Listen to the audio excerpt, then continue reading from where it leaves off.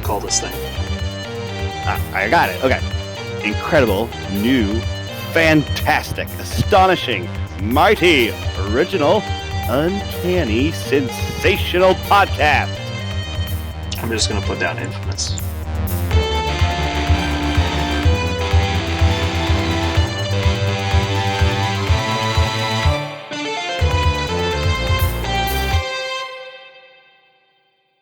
So he has a little bit of an audio issue throughout the episode. Hello and welcome to Infamous, the audio podcast. This is Brandon, or Mutilus on the forums. And this is Parker. Go by Tweak on those forums. This is Jeremy. I refuse to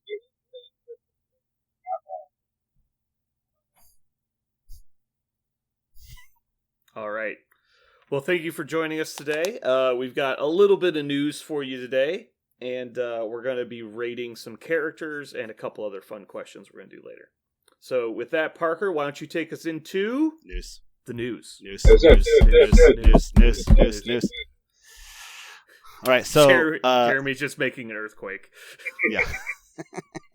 So news today is both just a laundry list of skeletal information. We don't have a whole lot of like meat, but we do have a lot of bones. Quickly, give them. I don't know if you know how we got this information. Are you aware? No, I'm not aware how. Exactly Basically, Asmodee updated their wish list and gift options for the holiday season, and so because of that, they released a upcoming product chart. And so this isn't necessarily things coming out soon, but they gave us the list of product codes. And so this is everything from like 38 through 50, basically. And so that's how we know these things are happening. Do those codes respond to the order of release, so we do actually know what comes first? No, they do not. Okay. No. So we don't know what order these are coming out in, or even if these will be soon, but this is the product code list. Okay. And so we know these things will eventually be released, and we know that a lot of them have been teased already. We just now know for sure that these things will be released. Yeah.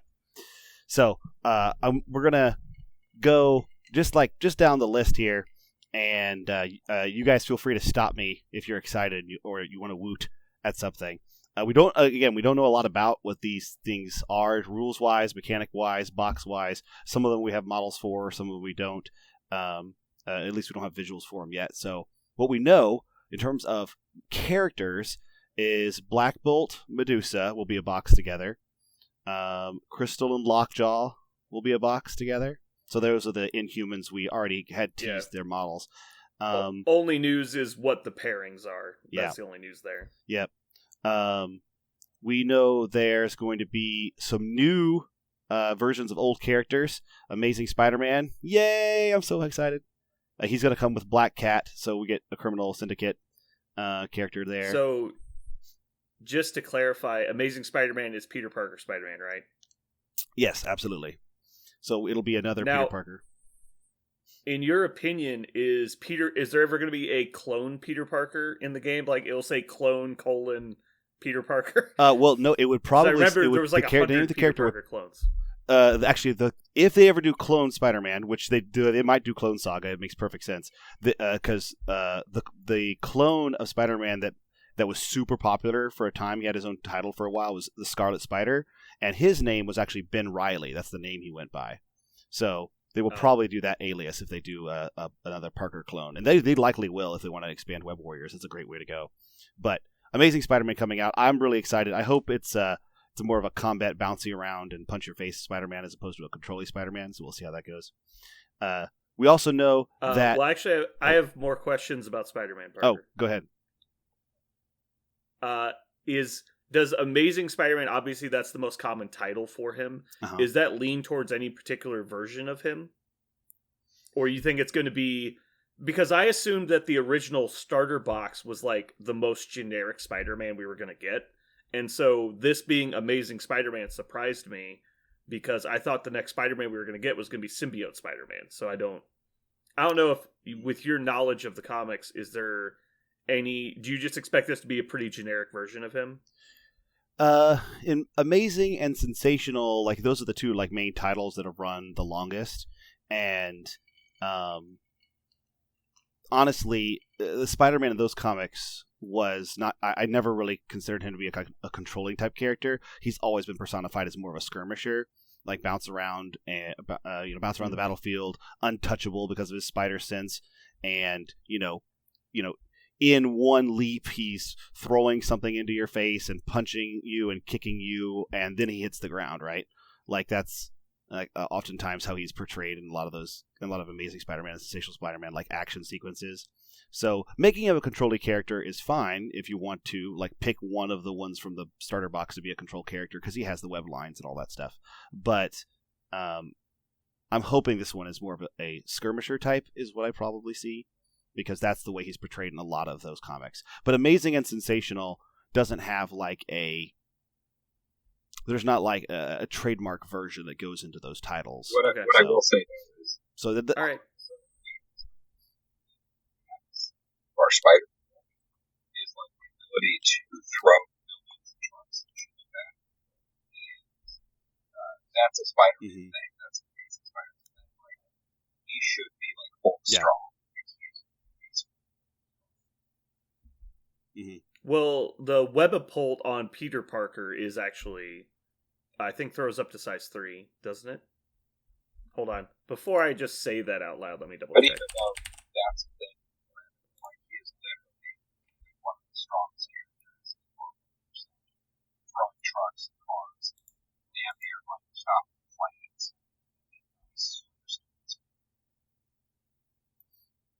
Yeah, he is really strong.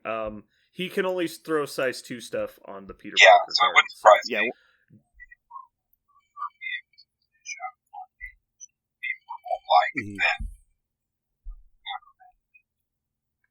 One of the things in a lot of the fluff is at one point I do not think it was Amazing Spider-Man in one of the titles Dr. Octopus actually took over Peter's body for a while, and right after he did it, he actually decides, I'm going to be Spider-Man. I'm going to be Peter Parker and continue being a hero. Even though I am Otto Octavius, I'm going to keep being Spider-Man.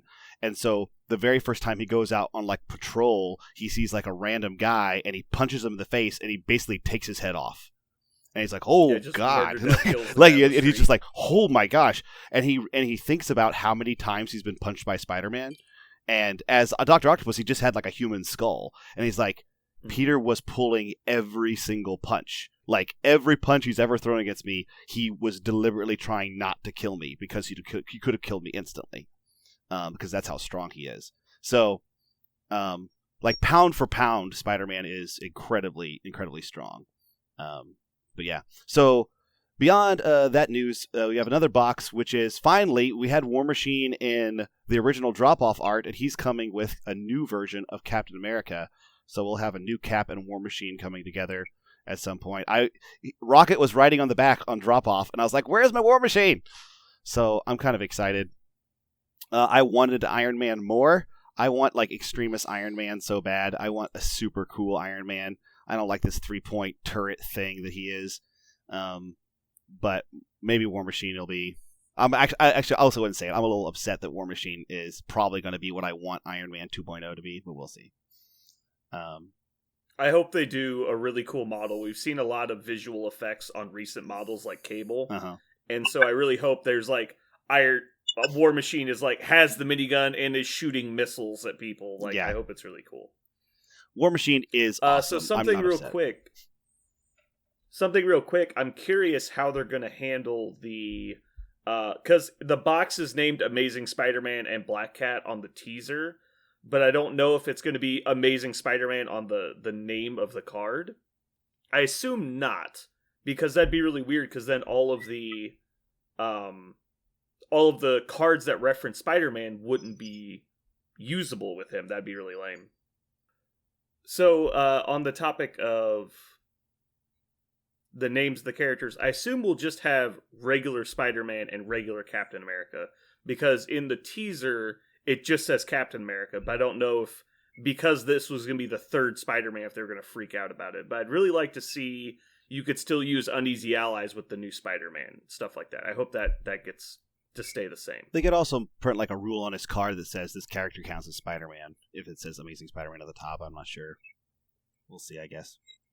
I guess that's true. Or they could do like the War Machine ruling. If Spider-Man is anywhere in the name, it counts as Spider-Man. Right. Because that was a rule from War Machine. If it was any part of it was in there, you're good. Yeah. And so they might go with that ruling because it's the same designers.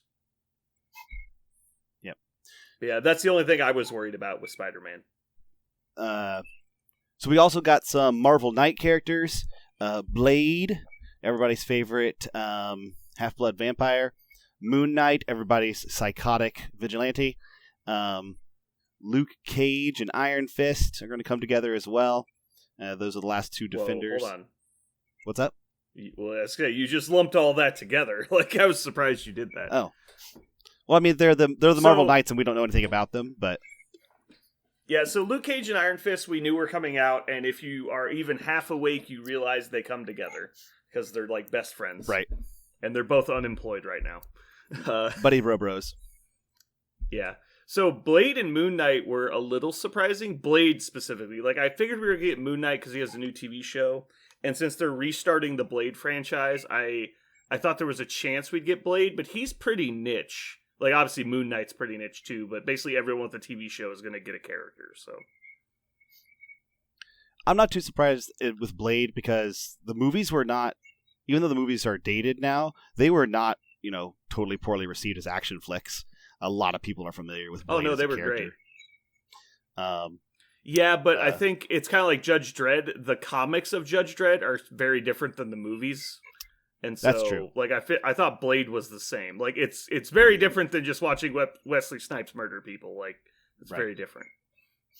Yeah, the Blade movies, I will say from my own personal opinion, the Blade movies are more entertaining than the Blade comics. But that's my personal... I love comics, but I think the Blade movies are great. We'll see how... he is also currently an Avenger right now in the modern comics, so he actually has a lot of panel time right now in the Marvel Universe, a lot more than they had before, which obviously is them also, gearing people up for the movies, wanting him to be a more recognizable character. So he's showing up in MCP as well. We get the last two Spider foes, Carnage and Mysterio. Whew, so excited for Carnage. I want him to be so scary. Man, oh man. Yeah, I want him to be, like, so... Venom is a nice brawler because he's really tanky and he hits pretty hard. I want Carnage to just be a murder bot. Like, I want him to be like Wolverine, but, like, hit hard. I actually want him to be more like a... I'm just blanking on his name. Ebony. I want him to be not like Ebony Maw, not like him. You mean good? Corvus Glaive. I want him to be like a Corvus Glaive, only with range, because that's the thing. Is his arms are always like stretching out and doing cool stuff. So I hope he's Corvus Glaive with range 3. That would make me very satisfied. I hope he. Well, Corvus Glaive's good attack is range 3. But he has to pay for it, right? Yeah, right. I mean, obviously his strike isn't range 3, and so far every symbiote has had range 3 on all attacks. Yeah. So I think that wouldn't be surprising. Yeah. So the thing that surprised me the most about these two is that they come together, because the trend was every Spider foe comes in their own box, and so I just assumed that was going to be the case. Yeah. And then of course we got She-Hulk, and She-Hulk was also spoiled with a panel to play, so we know a lot more about her. We know she's going to come with a new faction affiliation, A-Force, which I felt bad. As soon as I saw A-Force, I was like, A-Force, A-Force, A-Force, and I really struggled to remember what A-Force was, and I had to look it up. And it was apparently... They really tried to put a lot of force behind it. They had some awesome writers, some great artists for the comic book series A-Force. It started out as a spin-off from the last Marvel reboot that they did with is it Warworld? Dr. Doom. Yeah, Dr. Doom remakes the Marvel Universe, grabs a bunch of universes, smashes them together into a single planet, and one of those universes that he takes is a very matriarchal society, and their version of the Avengers is an all-female version led by She-Hulk. So we already have a bunch of characters from A-Force in MCP, like Wasp and Captain Marvel. Medusa will be in there soon. So we already have a bunch of people from A-Force, but also She-Hulk might be the best Hulk. We'll see when we see her card, but... Oh, I think it's already concluded she's the best Hulk. Yep. I can't imagine a world in which a 7-die strike is not better than everything Hulk does. She has Bodyguard. Yeah, she also has Bodyguard. She has a lot of good stuff. She can spend 3 power to just roll like a 10 dice attack. Mm-hmm. Like, that seems way better than Hulk. Yeah. I'm excited for her. She's a really cool Marvel Universe character. Been through a lot of different phases over the comics. She kind of started off as a kind of a glamour model kind of thing, very much a ploy to get boys to read about a girl character because she was, very, very effeminate. And she's changed a lot, become more empowered. And currently, in the Marvel Universe, she doesn't even look like her model does in MCP. Now she is very hulked out. She is the Hulk for the Avengers currently in the modern Marvel 616 universe. She is the Hulk. She's not called She-Hulk. And she's huge and, talks like the Hulk and really interesting character. So, excited to see her. So did she, get Gamma Raid? For what? Well, basically, I think I did a comic corner on the Civil War II, that event where the Inhuman shows up. They can see the future very clearly, and so during that event, they see that Thanos is coming to Earth, and so they confront Thanos, and Thanos it basically puts her in traction, just beats her body to a pulp, and while she is asleep. That Inhuman has another vision that the Hulk is going to snap. Like he's finally going to lose control and he's going to destroy the Earth basically by himself and nobody's going to be able to stop him. And so the heroes confront Bruce Banner and while they're confronting him, it's revealed that he is doing experiments on himself and in a split-second decision, Hawkeye decides to shoot Bruce through the head, kills him. And so She-Hulk wakes up like from this horrible trauma she's induced to find out that her cousin has been murdered by another one of her friends and she snaps and that starts a series of events that you can read about if you'd like. But now she's a lot like the Hulk. You're correct that she absorbs radiation and she can absorb more power into herself. And that the destabilizing effects of all the trauma she's gone through recently mentally has basically manifested in when she hulks out, instead of being that slim bombshell, like totally in control, empowered character, she is very much kind of a rampaging rager like the traditional Hulk is. So, very angry lady currently. The last bit of news, I know this has been a long news segment, but so many models. We have another Ultimate Encounter coming at us. I was wrong. I thought it was going to be the Phoenix, along with Jean Grey. But apparently, the next one on the docket is Dormammu. I've come to bargain with your Ultimate Encounter. So, Dormammu, we're going to get some Dormammu. Does that mean we automatically get a Dormammu model, or does it just mean we get an Ultimate Encounter? What does that mean? I think it's just going to be an Ultimate Encounter, because I don't know that Dormammu's going to have a model, because he's like a planet. Right. I don't know. Yeah, he's kind of... It's like, maybe he'll come with like a beach ball with Dormammu's face painted on it, and you blow it up and hang it above the table. Yeah, I don't know. I think it's just going to be like it's going to be like a lot like the Ultron mission, where you have to run around and like close portals and stuff, and keep him from like invading the world. But or you'll have to defeat his like Avatar Lieutenant guys or something. I don't know. I doubt Dormammu will be like model you damage in the game. I highly doubt that. Yeah. Is this the first one like that? Because in the Ultron, you actually get to use Ultron's model, or you can. Yeah, no, all of them so far use the model. Yeah. So this will be interesting. But this is also the first one that's been released as an Ultimate Encounter. All the other ones are model releases that have Ultimate Encounter rules. Right.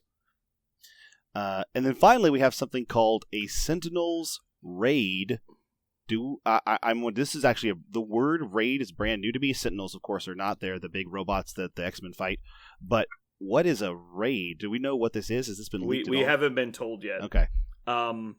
This I expect to be a little bit more like after the next wave of X-Men, which is like the X-Force looking guys. Mm-hmm. So I don't think we'll see this for a while yet. But it sounds like it's going to be like a versus AI type mission where it's going to be, instead of an ultimate encounter, it's going to be more like, hey, 2 or 3 of us, we play all the mutants versus the Sentinels, and we just play it out. And like the Sentinels are like automated, kind of like the Ultron AI mission. Mm-hmm.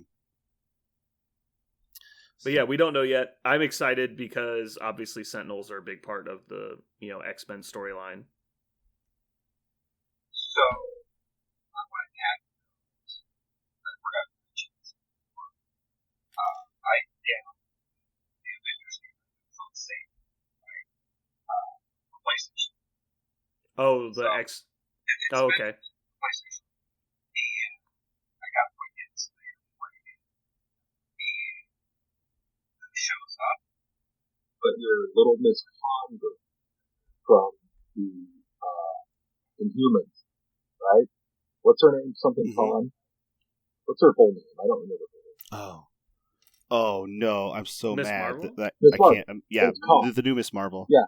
So yeah. Oh my god! I'm so mad that I forgot her name. She's one of the primary characters. Yeah. One of the first bad guys she fights as a demo almost. It's the first one. It's the fucking Taskmaster. Okay. So also MODOK appears. Basically, what I'm telling you is these motherfuckers have lined everything up with their IP, and because that game took an extra basically 6 months to come out, this was going to line up perfectly. But it took so long to come out that we didn't see it. It was like, who the fuck is MODOK? Why is he around? He's in the game. Taskmaster's in that game. Yeah. Like, the Inhumans are in that game. No, they definitely do. I mean, it's totally in there. I don't know how many other characters are in there because I'm not that far in it.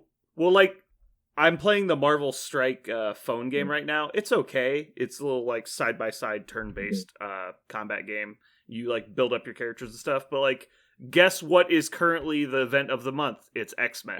Like, everything is, on their entire, like, copyright is lined up to hit all at the same time. No, they're definitely, like, taking steps to make sure everything is done as well as possible. They want continuity among their entire universe. Yeah, I saw Taskmaster. Ms. Marvel's first name is... Oh. Go ahead. Yeah. Ms. Marvel's first name is Kamala. Kamala Khan. And made me so mad. Yeah, I can't believe I forgot that. You're the only expert there is, okay? Yeah. Listen, you need to get that on tap. Yeah. Be ready. Yeah. So that was news. A lot of news, but it was a bunch of cool stuff coming up this year. Mostly it's just confirming things we already knew, but we get to know like what comes with each other, and that's cool. The things we didn't know were obviously the Dormammu Ultimate Encounter and the Sentinels Raid, and then Blade and Moon Knight. I don't think had been spoiled at all. Did we know there was going to be a reprint of Spider-Man and Cap? I didn't think we knew that. We did not. Those were new, but we kind of expected, like, obviously the Avengers are probably all going to end up with 2 models at some point. The thing I'm surprised at is we're going to see 3 new hero models without seeing any new bad guys, and that's kind of surprising. Yeah, that's exactly what I wondered. I wondered when... I think it's just... I wonder if we'll ever see them, actually. That's what I wonder. Because... You don't think they're ever going to reprint a bad guy? And this is why, actually. I don't know if they ever will, because one, like, standard rule for all comic books is that there are so many more villains than heroes, right? Because if you make Spider-Man, you've got to make a lot of villains for him, or else people are going to see the same villain every issue. So there are so many more villains than there are heroes if you just, like, add them all up, that I wonder if they'll have infinite, villains to choose from. But the heroes that people glom onto, the heroes that people focus on, they'll want to see them evolve like we saw them evolve in the stories. So far, every reprint we've seen has come from the starter box, which isn't a surprise because those were kind of like learned to play the game with these characters, and so they're not like bad, they're just very simple, they're very straightforward in what they do. Like Peter Parker is 100% control, Captain America is basically 100% defense. But someone we might see, because Spider-Verse is there, we might see the alternate Doc Ock, where we see the female Doc Ock from the movie. I think that could happen. I do think we're going to see another Iron Man for sure, and I think we're going to see another Hulk for sure. Yeah. But I can't think of a villain right now that would get reprinted. Because Red Skull's like so never in like a real fight. Like he's always like a background character. And Zemo's very not well known, and his model was kind of like spot on. Crossbones is also very unwell known. Ultron, maybe, but I still don't see it. You got an ultimate counter for him, but I don't know if we'll get more than that. Right, I don't think we'll ever see another character or a reprint of Ultron. And again, it's because villains rarely go through like those, the traditional kind of power-up sequences that every character goes through, those ebbs and flows, those evolutions. We like to follow the heroes in the stories, and so the heroes often get that kind of attention where they're evolved and they're changing all the time and giving us new things to think about with their character or their powers or their interactions with the world. But villains don't do that very often. In fact, one of the only ways that we ever see that with villains is when they become heroes for a while, and then that's how we get to see it. We can't. It's difficult for us to read a comic purely about villains that just are villains all the time and villainous. It's not something that's very common or it's extremely popular, which I don't think is the only way to do it. I've read some awesome villain comics that were just about villains being very villainous, but we like to see them be more heroes, and so you usually don't see villain characters change or evolve unless they become heroic. But so what you're saying is Magneto's going to get a second character in the game. I would definitely see a X-Men affiliation Magneto happening because again he became a hero, right? So yeah, he could become an X-Men. Mm-hmm. I don't see him being another Brotherhood character though. I don't see that happening. But all right, what's next? What's up next? That was news. All right, so moving on to currently playing. I actually haven't gotten any games in since the last podcast, which makes me really sad. Although I think I have a game tomorrow, so that would be fun. Yeah, it's been Thanksgiving. You guys played any games recently? You built any cool lists? I began cracking the code on the X-Men, and basically I decided that I can't crack the X-Men code. It's uncrackable. It is the impossible cipher. I just need to put models with the X-Men word on them and play them. I just need to see what they do, which makes me a little upset. I want the X-Men to just fall in line I felt like Guardians and Web Warriors and those lists did. They just kind of made themselves, or I was able to find things in the game that's going to fit in them, and I was excited about it. But with X-Men, I'm just I guess X-Men and the Avengers. I don't know. I don't care. I'm just going to pull things and put things. Maybe you're losing your touch. Maybe that's what it is. Maybe you're just getting really bad at building lists. Maybe that's what it is. Maybe. Jeremy, have you built any new lists? I have not. I haven't done much since we played last. Thought a lot about okay. Lists.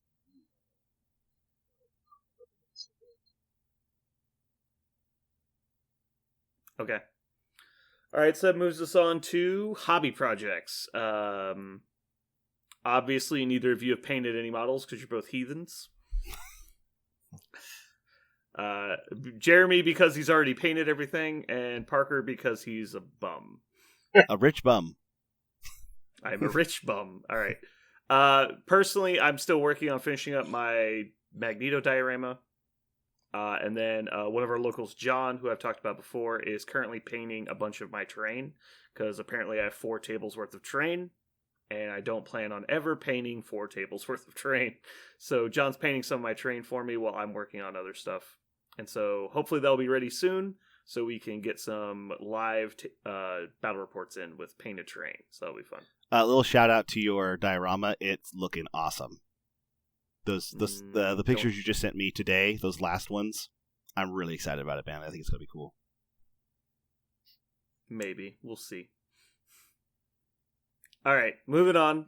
We have from the forums, just a couple quick little rulings that came out. It looks like currently, and I've never... Well, the reason I've always thought this ruling didn't work this way is just because of another thing that happens in the game, but someone was pointing out that models on top of buildings should get cover. And the reason I assumed that was wrong was because of the interactions of, first off, you add your size to the terrain size, and so the intervening piece of terrain would have to be your size or larger, and so that was always really weird. But also, if you get pushed while on terrain, you ignore the terrain under you when placing the template. So I always just assumed, like, well, basically the terrain under you doesn't count. But the wording on the forums right now is that if you're on top of a piece of terrain, then that terrain will count as an intervening piece as long as it's at least your size or larger. So if you were able to get like a size 3 character on top of a car, that wouldn't give you cover because it's not big enough. But like if you have a size 3 character like Ultron on top of a kiosk, then you would get cover as long as the opposing model is not within range 2 of you. And so that's cool because we have not been playing it that way. I don't know if other people have, but we haven't. And then the other one that was kind of interesting that I hadn't thought about was Storm's leadership ability, which apparently is still broken. She can use the leadership ability to place a model that is activating within range 1 of a dazed model because it's still a legal model within range. So you can't place the dazed model, but you can place a model within 1 of a dazed model, which makes sense if you think about it. I just hadn't thought about it. Yeah, I feel like her ability, they printed that like, yeah, this is something that makes sense, and then... That was definitely one of those, well, I know how it works, so I'm not going to worry about the wording kind of things, where it's like you have the mechanic, the way it's supposed to work in your head, and so to you it makes sense, but to someone just reading it, it's not written tight enough to stop certain things from happening. And I think the moving to a dazed model is not necessarily against what they intended. But the being able to move to yourself is definitely unintended. Yeah. All right. So that's going to bring us to our main topic today, which is going to be rating Wakanda. A Bombay. Are you guys excited? A Bombay. Yeah, I'm excited. I love Wakanda. Well, I do not, so we'll see. You don't. Could I don't like things or people or places. Don't you like? But other than isn't those, it just the one character though? I thought you don't have a negative opinion about any of them really. I've heard you suggest all of them except one to me. So is it just Shuri? Oh, Shuri. I mean, game mechanic wise, there's only one I hate, and it's Shuri because she's super overpowered. Yeah. I mean, all 5 Wakandans are very good. I just don't like the aesthetic of Wakanda. The whole concept of like, we have vibranium, so therefore we are rich, like makes zero fucking sense because they don't sell the vibranium. So where are you getting the money? It's like, well, they have vibranium. It's like, yeah, but they don't give it to anybody. Like, it's not how exports work. It's not how economy works. You don't just... Like, if I have a gold bar, I still have $0 until I sell the gold bar for money. People just don't understand that. Anyway, yeah. So I hate the whole concept of Black Panther. Like, it's just stupid. It's just their attempt to make Batman, and I get it. And the movie was fun. It was a good action movie, and the characters were all cool, and it was acted well. But like the concept, I also hate Batman. Batman is a stupid character. I hate Batman type characters, basically. I don't know. And the fact that they're rich without selling anything makes sense. Anyway, you just don't understand it. Don't worry about it. You just don't get it.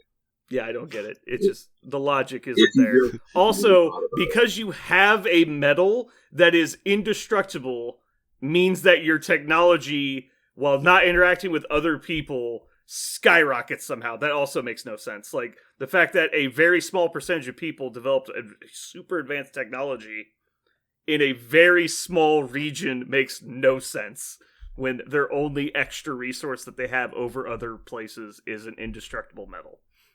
It makes no sense. Yeah, but anyway. In terms of hard sci-fi, it is tough to sell. Yeah, it's definitely a bad hard sci-fi. Yeah. Anyway. So we're going to be rating just the original 4 Wakandans. We're not going to be rating Storm. Storm's going to be rated with the X-Men.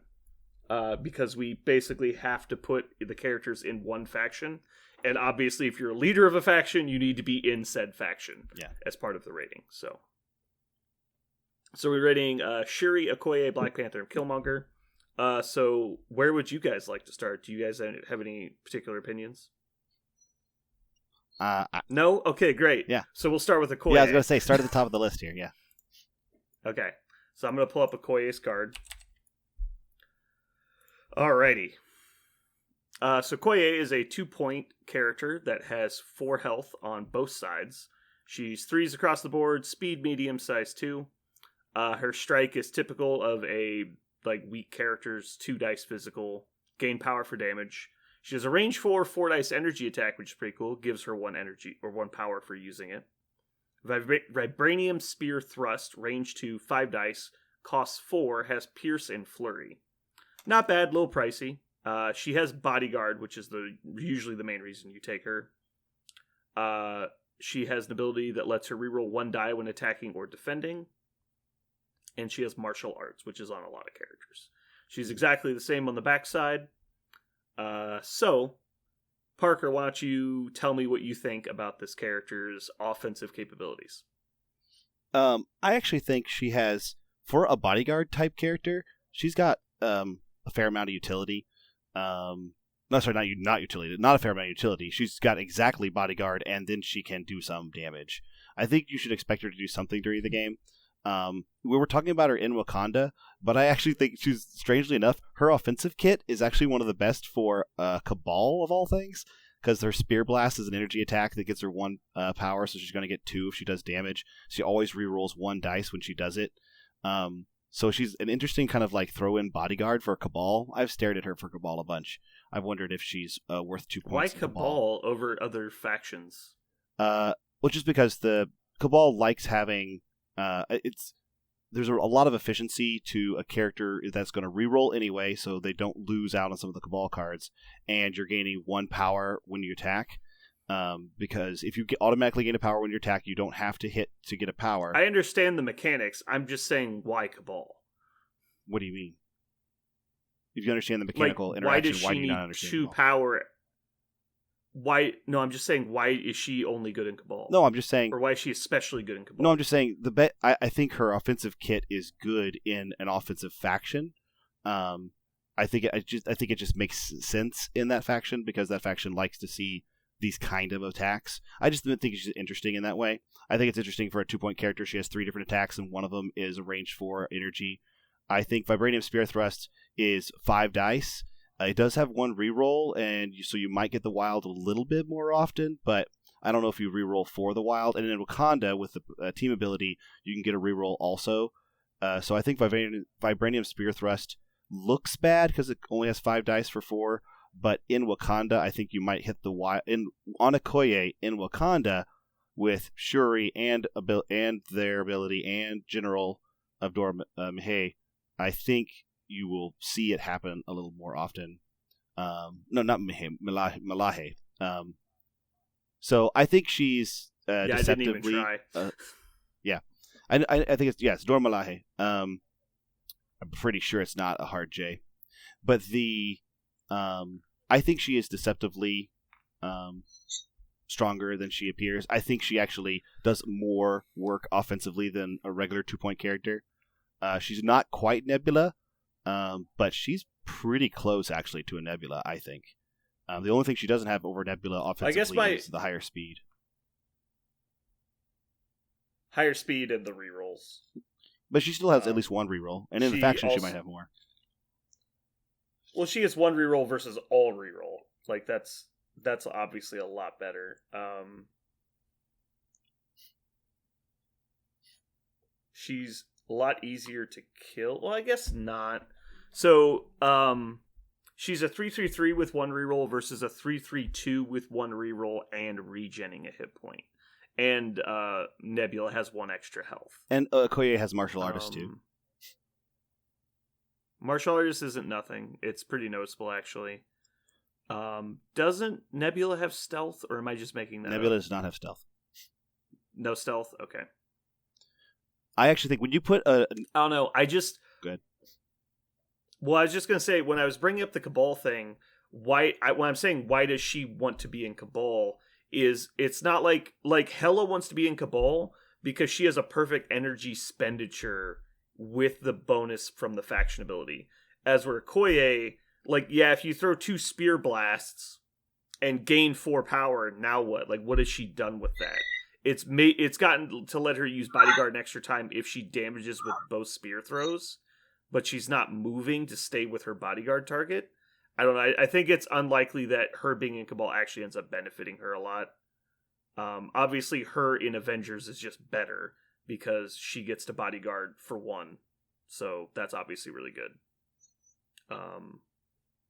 Her offense specifically, though, is a little deceptively good because her big attack is actually threatening because of the reroll on offense, giving her basically an extra die on all of her attacks unless you get unlucky with your rolls.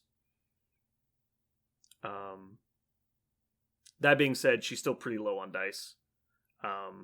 The reroll can't produce a crit, so it is worse than having an extra die.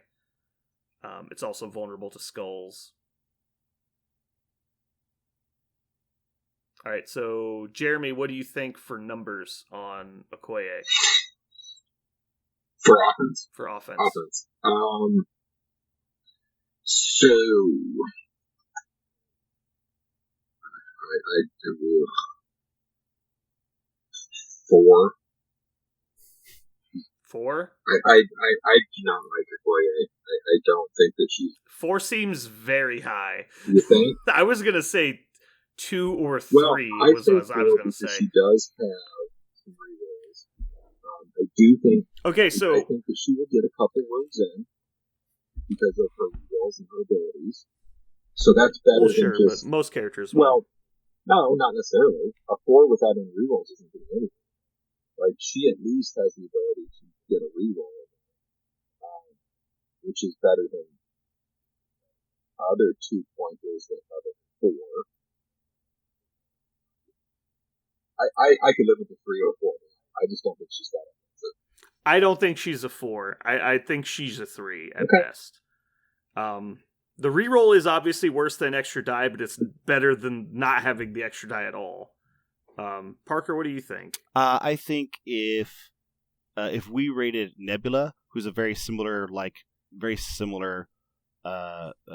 set of attacks, I think if we rated Nebula with a conditional set of rerolls at a 6, the only, I think, downside Okoye has, that's really downside, is that sometimes she will have less rerolls and she has less speed. On the offense, I believe she cannot be lower than a 4. I would like her at a 5, but I would say she's... I think you're insane. So we rated Nebula a 6 because she can roll a 6 dice attack with 4 rerolls. That was the only reason Nebula got a 6. As where this character cannot roll 6 dice and cannot reroll all of her dice. She does neither of the things Nebula does to get a 6. But she does have... So there's... But if she rolls a wild... Go ahead. If she rolls a wild... She's automatic. If she rolls a wild on her attack, and she has rerolls, and in the faction she has more rerolls. If she rolls a wild in her attack, but those rerolls aren't free. She has to spend for those rerolls. Sure, but if she which means you have 5 power invested in a single attack on a bodyguard model. I don't see that happening very often. This is like Groot, in my opinion. She's never going to use this attack, so it's very unlikely to matter. How is she going to get 4 power? And be alive. That's the main issue I have is, her basic stats, she gets to roll 4 dice, and she will be squished by any attack in the game, basically. If you focus on her at all, she dies. Yeah, she's not Captain America, where Captain America is actually not taking damage from said attacks. Like, she's taking damage. And so I think she can get to 4 power, but, like, it's a short-range attack. She's not mobile to get in to use it. So, like, if she starts her turn with 5 power, moves and strikes you, she's worse off than an average character with charge still. Because the character with charge is spending less power and getting the same amount of attacks. And not wild dependent. The fact that it's dependent on a wild to become much stronger than it normally is kind of the same problem we have with Gamora. Gamora got okay when she got wild, and Okoye, I think, has the same problem. She gets okay if she gets wild. So the fact that I think playing her as only a bodyguard and she's just an extra 8 health for your other characters is actually the wrong way to play her. I think she should contribute more to the game than that, but I think all characters should contribute more than just adding health to some other characters. So I want to give her I'm willing to go down from a 5 to a 4, but I still think she's a 4 because I don't think you get 3 different attacks, one of them being energy, with 4 dice and a reroll and the Vibranium Spear Thrust. Yes, it's a corner case. You may not get to use it, but if you do and you roll a wild, you're hitting so high out of your weight class for a 2-point model. Her ceiling is so high. I don't think for a ceiling that high on a 2-point model, just looking at offense right now, not considering how often she's going to use it, but just looking at on her offense, then I think she has offensively a 4. But you guys can call her a 3. I think she's offensively a 4 at least. Okay, so I definitely think her Vibranium Spear Blast, the ranged attack, is definitely her best attack. Even though her other one has potential to do a lot more damage, you're very rarely going to have 4 power to spend on it because she's a bodyguard. And she's going to be doing her job as a bodyguard. She's going to most of the time have to move because she's not mobile. And so you're going to be making 1 attack around usually, unless you trigger the flurry. She's probably going to do the Spear Blast to gain a power so she can afford the bodyguard. That's her script normally. And sometimes she won't have to, and sometimes she'll get to use the Spear Thrust. But being that it's wild dependent, like everyone's rolled 5 dice and not gotten a wild, like it happens very often. Even with the reroll, it doesn't change the math dramatically. It's just a little bit better. Right. I don't know. I don't see the 4. I understand that she hits harder than like your average 2-point character, but of characters in the game, she has to spend 4 power to roll more than 4 dice. That's never going to do a lot of damage. Mm-hmm. Like her ability to spike, which is where the majority of damage is dealt in a game, is when you spike high to get through someone's defense. She has very little ability to do that outside of a lot of power and a lot of luck. And so I don't see her getting to a 4. I think she's a 3. But Jeremy, are you still holding at a 4? I'll give her a 4. I mean, she does have some output possible, but I don't think it'll happen, but it is possible. Yeah. I'm overruled at a 4, so she's getting a 4. Okay, so that's going to bring us to defense. So, defensive ability of Okoye. She got a 24 on our defensive matrix.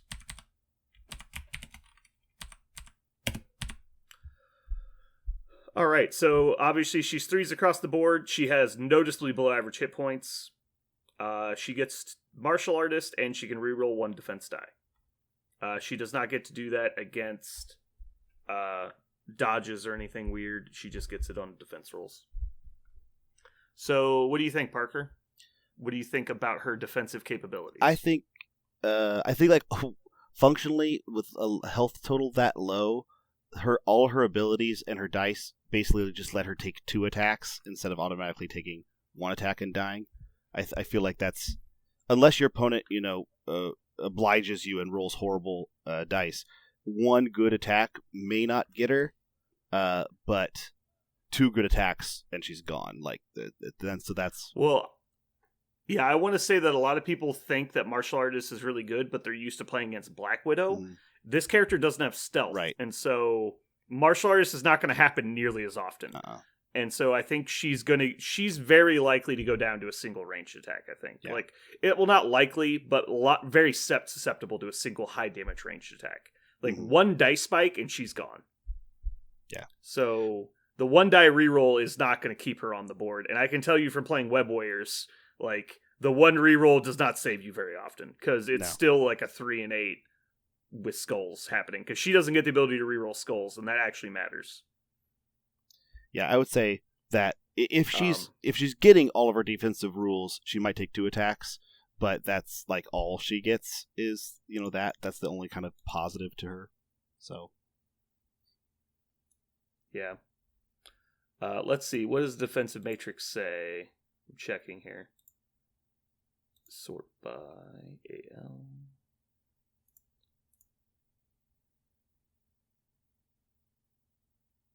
She is the 8th worst character on defensive matrix.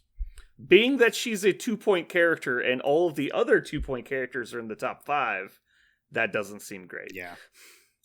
Obviously, it doesn't take into account martial artist or her reroll. But that's still pretty bad. I think, are you guys ready to throw out some numbers? Yeah. What do you think, Parker? I want to say probably this feels really low, but I think functionally what you get for her defensively is a 3. I want to see that's probably correct. So a 3 would be a character with like 10 health and 3s across the board. That's what we've established is the 3. So you think her martial artist and her 1 reroll is worth 2 hit points? Is that worth 2 hit points? I mean, let's not lie about anything here. Her best defensive ability is getting dazed. Yeah. Like, that's the best thing about her card, is that you have to attack her twice. I was going to say, is she really a 2? I mean, I could see an argument for a 3 because of the reroll and the martial artist, but I think it's just barely a 3 if she is. I don't know how she... So name like 10 characters worse than her on defense. You can't. Can you? No. Like, the rating says that she's the 8th worst. Like, I think that's a 2. Yeah. I'll read you the characters worse than her. How about that? And then if we think all of the characters worse than her are 2s, then we'll say she's a 2. Sure. We have Rocket Raccoon, Ebony Maw, MODOK, Gamora, Spider-Man, Hulk, Hawkeye. All of those characters are pretty squishy when compared to other characters in the game. Here, I'll sort this by ignoring point cost. That will actually give us a more true representation of what we're looking at right now. Because we're not rating her on point cost, we're rating her on overall ability. She's the 3rd worst character ignoring point cost. Rocket Raccoon and Hawkeye are the only ones worse. She has slightly better defensive rules than they do, but not by a lot. I mean, she's a bullet catcher. Parker, do you keep 2 power so she catches bullets, and then what? She dies. I mean, there's no way to keep her alive aside from what? Putting an additional bodyguard in there. What is Captain America bodyguard? So then she I'm gonna bodyguard my bodyguard. What the fuck? Like, she's horrible. She's there. Her existence in the game is to give 2 or 3 more hits to an important character. That's her job. And so I think she does her job, but that doesn't mean she's hard to kill. Yeah, so I'm saying 2. Parker said 3. Jeremy, what do you say? 2. No problem giving her 2. 2 it is. That's going to bring us to support. So obviously she's actually pretty good at support. She gives bodyguard for people around her, which is great, but unfortunately that's the only thing she does. But bodyguard's a pretty awesome support rule, so I think she's... I mean, we all know what bodyguard does, so I think she's at least a 4 on support. I was going to say exactly 4, actually. I can be talked up slightly, because for 2 points, adding a bodyguard to your list is a very powerful effect. So 4 is the floor. Jeremy, do you think she's higher than a 4? No, I don't. Okay, so she's a 4. That was easy. Control, she has absolutely no control effects, so she's a 1. Now we move on to roll. I think she's obviously a defender. Does anyone disagree? No argument here. When you say yes or no. No. Okay. Okay. So now overall rating. She's a 4-2-4-1 defender. That costs 2 points. I've never once put her in a list as an alternate to any other 2-pointers. Never once. I've looked at it a few times. I've tried. It doesn't work. But to be fair, you play like Criminals and Cabal mostly. Yeah. Like, obviously, she doesn't, I don't think, fit in those lists. I think she's great in some lists. She's one of 2 support characters that cost 2 points. It's like basically her and Wong. And so she's more proactive and Wong is more passive. Parker, do you have anything else to say about her? I think she's oftentimes when I'm building lists, she's always on my list of maybe this goes and maybe she takes a slot, but she always gets pushed out by somebody. And I think it's just because I value Bodyguard lower than some other effects. And if I played with Bodyguard a whole bunch, I'd be like, Bodyguard's so OP, I gotta have this 2-point model. Because she's not 4 points like a lot of the other Bodyguard effects. So, I think, I think her rating goes up if you value Bodyguard. I just don't very much. So my rating for her is probably going to be lower than I think some folks. Because she definitely makes my list of possible includes, but she rarely hits a roster. Because I feel like she made a lot of rosters when people were just throwing stuff together. But I think that when people take time to actually sit down and think about all their options, she ends up getting cut for something else. Excuse me. So Parker, what do you think you're going to rate her? I think overall what I would rate her, and I feel like I just got to go with mouthfeel here on what I like about Bodyguard. Probably she's a 2-point Bodyguard on a stick, so I think that probably deserves 4.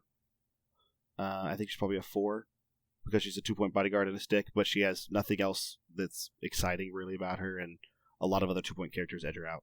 So 4. I was going to pretty much agree with you. I was going to say between 3 and 4. Jeremy, what do you think? I guess a 3, just based on what she can do. Yeah. So I'll land right in the middle. 3. All right, so we have a 3 and a 4. I'm going to round down to a 3 with my opinion. I'm going to say 3 and push it down to a 3 because I think that she doesn't make a lot of lists, which would generally mean that on the whole people don't like her very much. I would have been happy with a 4, but I think it's probably more true to a 3 for what Parker said earlier is a lot of people don't value Bodyguard very often, and having one character's entire purpose to stand within range 2 of another character or multiple other characters, grouping up in general is really hard to do in this game, and so that probably diminishes a lot of her effectiveness. All right, so moving on. That's going to bring us to Shuri, the broken model of the faction. So, here we go. What fresh hell is this? I'm sorry. I love how much you hate her. So Parker, I want to tell you a quick story when we're getting ready to rate this character. Okay. I've gone back and forth with Richard, one of the other people who plays this game a lot in our area, and he has defended Shuri repeatedly to me, while I constantly vote that she should be banned from the game. And admittedly, I've never put her on the table because I look at her card, I'm like, that's not balanced. Why would you ever play with this model? It's super broken.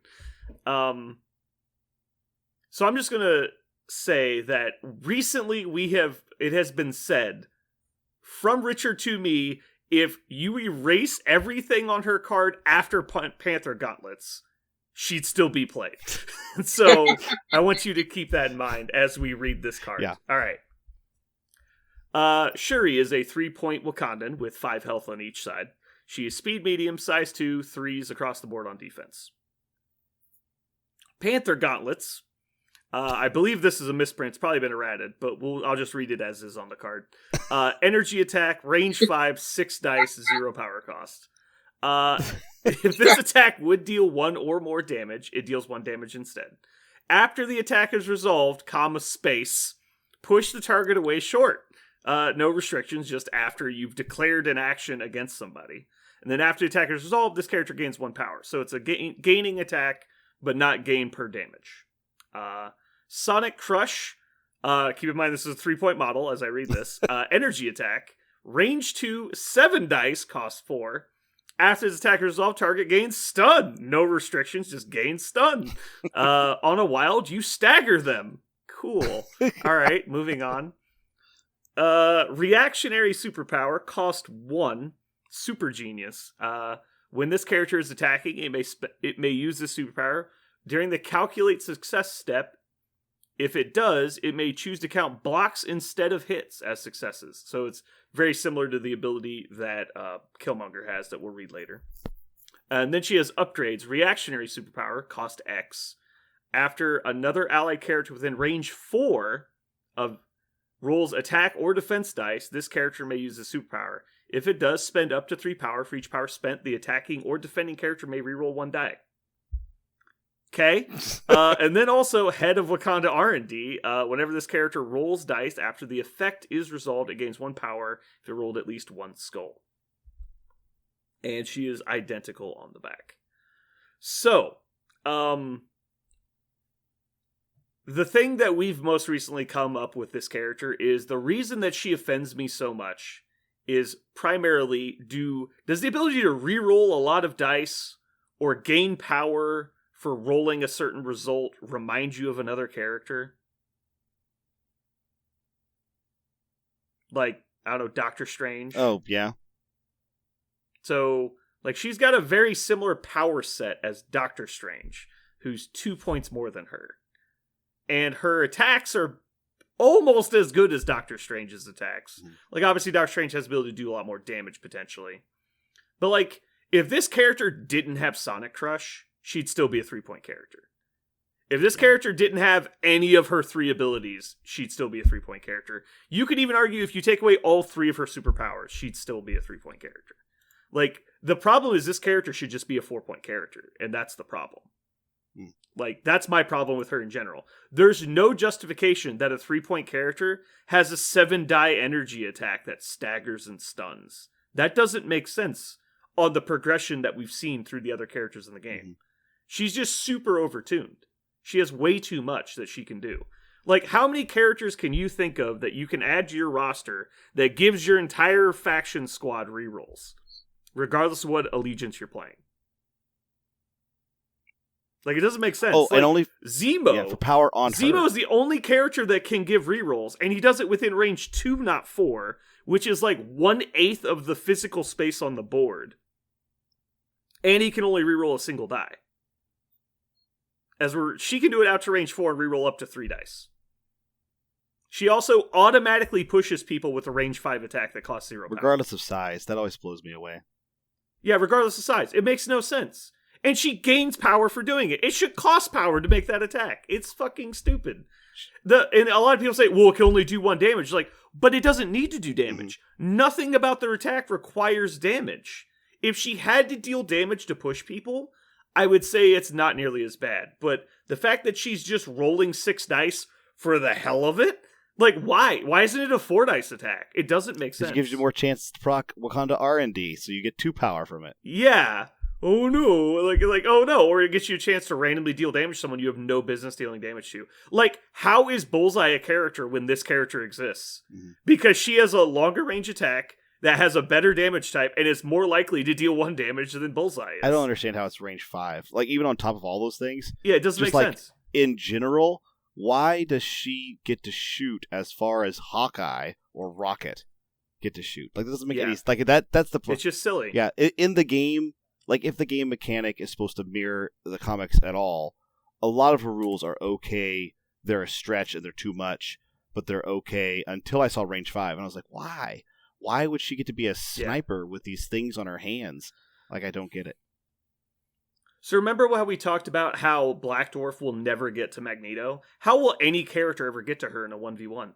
Like, she just automatically wins a flank by herself. Mm-hmm. You'll never get to her. She'll double push you with range 5 attacks. And because she gets to choose the angle of push, she'll just push you in a way that you'll end at like exactly range 5 away, and then she'll push you outside of range 5 with her second attack. Mm-hmm. You'll never get to her with a regular character. You have to have like Zemo to go get her, and then even then, you're gonna get there with one attack and not kill her, and then she'll push you away again. It's so silly. Or she'll just Sonic Crush you and fucking one-shot you because it's a 7-die attack. It's so stupid. Anyway. Yeah, how do you feel about being stunned and staggered and pushed twice? Like, that seems great. I guess not pushed twice, just pushed once, but still. Alright, so now that I've ranted, let's talk about numbers. So, Shuri's offensive capability. If she didn't have Sonic Crush, it'd probably be like a 4. But with Sonic Crush, it's just like you're punished for getting close, you're punished for staying away. I don't know what you're supposed to do against her. She has the best damage type on both of her attacks, and she can generate enough power to use her big attack. Her mobility doesn't matter because you have to come to her, and she just stands there and does all her things too. Like, she doesn't even need mobility. Mm-hmm. Yeah, if you have her, you just wait for your opponent to activate someone, you move once and shoot them on turn 1. And they don't even get to contest it a scenario piece on turn 1. Like, it's so stupid. Alright. Jeremy, what do you think for a number on Shuri?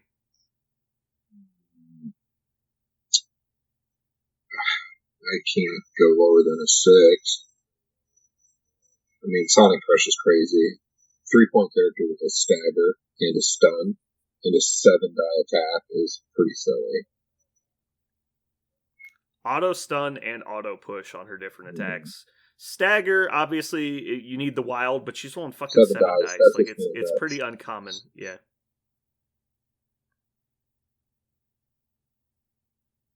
Parker? I think it's weird. For one of the things about her she's not going to, if you get there, yes, she can one-shot you with a 7-die attack. That's definitely not something you can discount. But also her regular attack, even though it only does 1 damage, it's going to happen, like you said, the very first turn of the game, and then every turn after that. She's always doing it. Like, and because it's so many dice, she is actually causing that little bleed effect constantly. To say nothing of the push, she's actually contributing a fair amount of damage if she ever does is the strike. That's all she does. Like, it's not a terrible amount of damage to do 2 every turn somewhere on the board at range 5. So I think she might need more. I think I don't want to put her up there with Rocket at a 7. Now, man. I don't think she has actually belonged there. So I'm going to actually call her a 6 because I just don't think she quite pierces through the level of nonsense that Rocket is, but man, it's close. Yeah, I think I agree. The limit of 1 damage definitely keeps her lower, but I think she's got to be a 6 because it's so hard for her to do 0 damage, like almost impossible for her to do 0 damage. Yeah. And her range lets her engage people from so far away. All right, so moving on to defense. She is semi-unremarkable on defense with the exception that she gets to do it from so far away. And so she enters the game at our generic 3 rating. We do usually use tactics cards. We care about those. And she can play the Wakanda card to give her and everyone around her DR. She usually doesn't. It's true. She usually doesn't. She's not always the one who uses it because she has to be kind of up closer because it's the radius around you. And she also likes to have power on her to power the rerolls. So it's usually T'Challa that's doing that. Black Panther's usually the one who's casting it. But she can give herself and everyone around her damage reduction. Which might just make her give her 1 more point, probably. But I don't think it gives her 2 more points. But it is something. Yeah, I think that's probably fair. Jeremy, do you have any thoughts? I agree with all of that. If you count her card, I guess that brings her to maybe a 4, but I'm comfortable with the 3. I think she's a 4. Between the combination of the damage reduction card potential and also the distance she'll be away from everybody. Because, like, from a positioning standpoint, anyone that gets close to her is just giving her the opportunity to shoot them and push them away. Like, the amount of actions they will have to invest to even be able to attack her is really frustrating. So I think I'm happy with a 4. So moving on to support. This is obviously her big one. No one has an ability like Upgrades. Upgrades is silly good. Mm-hmm. No one has anything like that. And then again, Vibranium Shielding doesn't work. You remember... Go ahead, sorry. The thing that I find extremely frustrating about it is it's not faction reliant. It's nothing. It's just anyone within 4 gets to reroll dice for 1 for a power. Like, that's better than the Black Panther faction ability. It's on offense or defense. It's just crazy. I don't know. And also, the same card we just talked about, the Vibranium Shielding, it also works in an aura around her, so that's another support effect.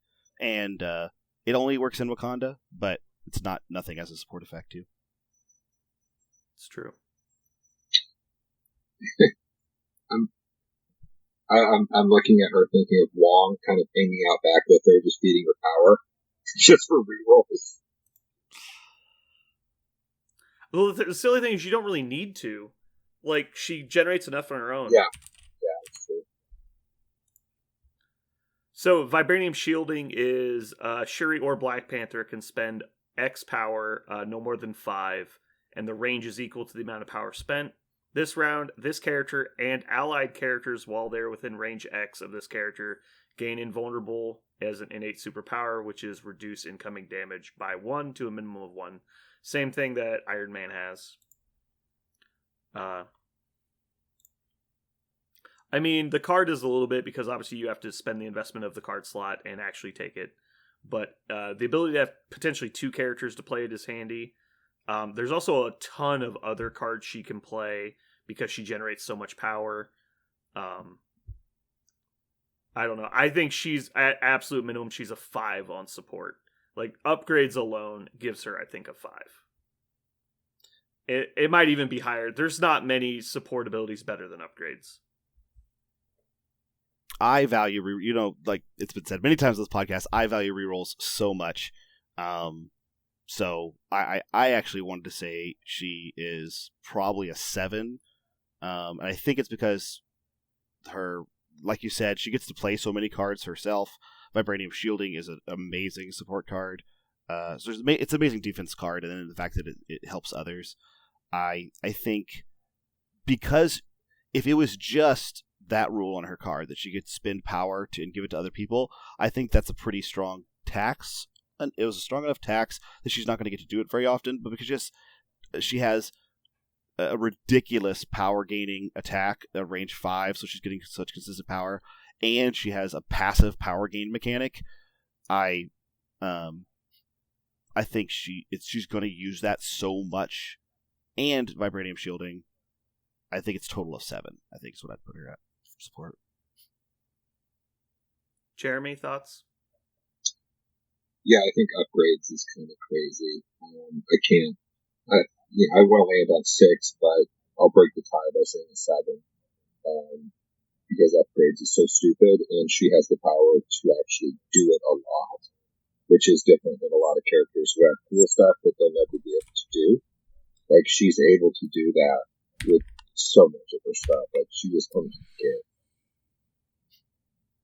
Yeah, I agree. I think I'm going to vote a 7 as well. Upgrades is just so crazy good. There's no comparison. Like, just look at winging it on the Guardians of the Galaxy. Like, you have to spend a tactics card to get rerolls, but it's no more than 2 per individual roll, and you can only use them for that round. And so unless you get attacked, it's impossible for you to even use all of your rerolls. As where it's possible for her to give that out every round as well. Like, the amount of... She's only going to get probably a maximum of 4 power a turn. But it's just silly. You could also play her in Avengers and end up reducing the cost of that by 1 every time. And so she can spend 1 power to give 2 rerolls every turn. Like, just do the math on that. Wait, like, how stupid is that? is Because that... it's not faction-based. But is that how that works? Is an X power cost subtract 1? To a minimum of 1. So you'd have to use it to reroll at least 2 dice. Oh my gosh. Thank God it says minimum 1. Because if not, it's just 1 free reroll every turn. It would be so dumb. And I mean, look at the bubble that is. Yeah, like... That would make complete sense if that was just a 2-inch. You know, she has to be near them to do it. Yeah. No, it's a fucking 8-inch bubble. Mm-hmm. That's insanely huge. Yeah, it's silly big.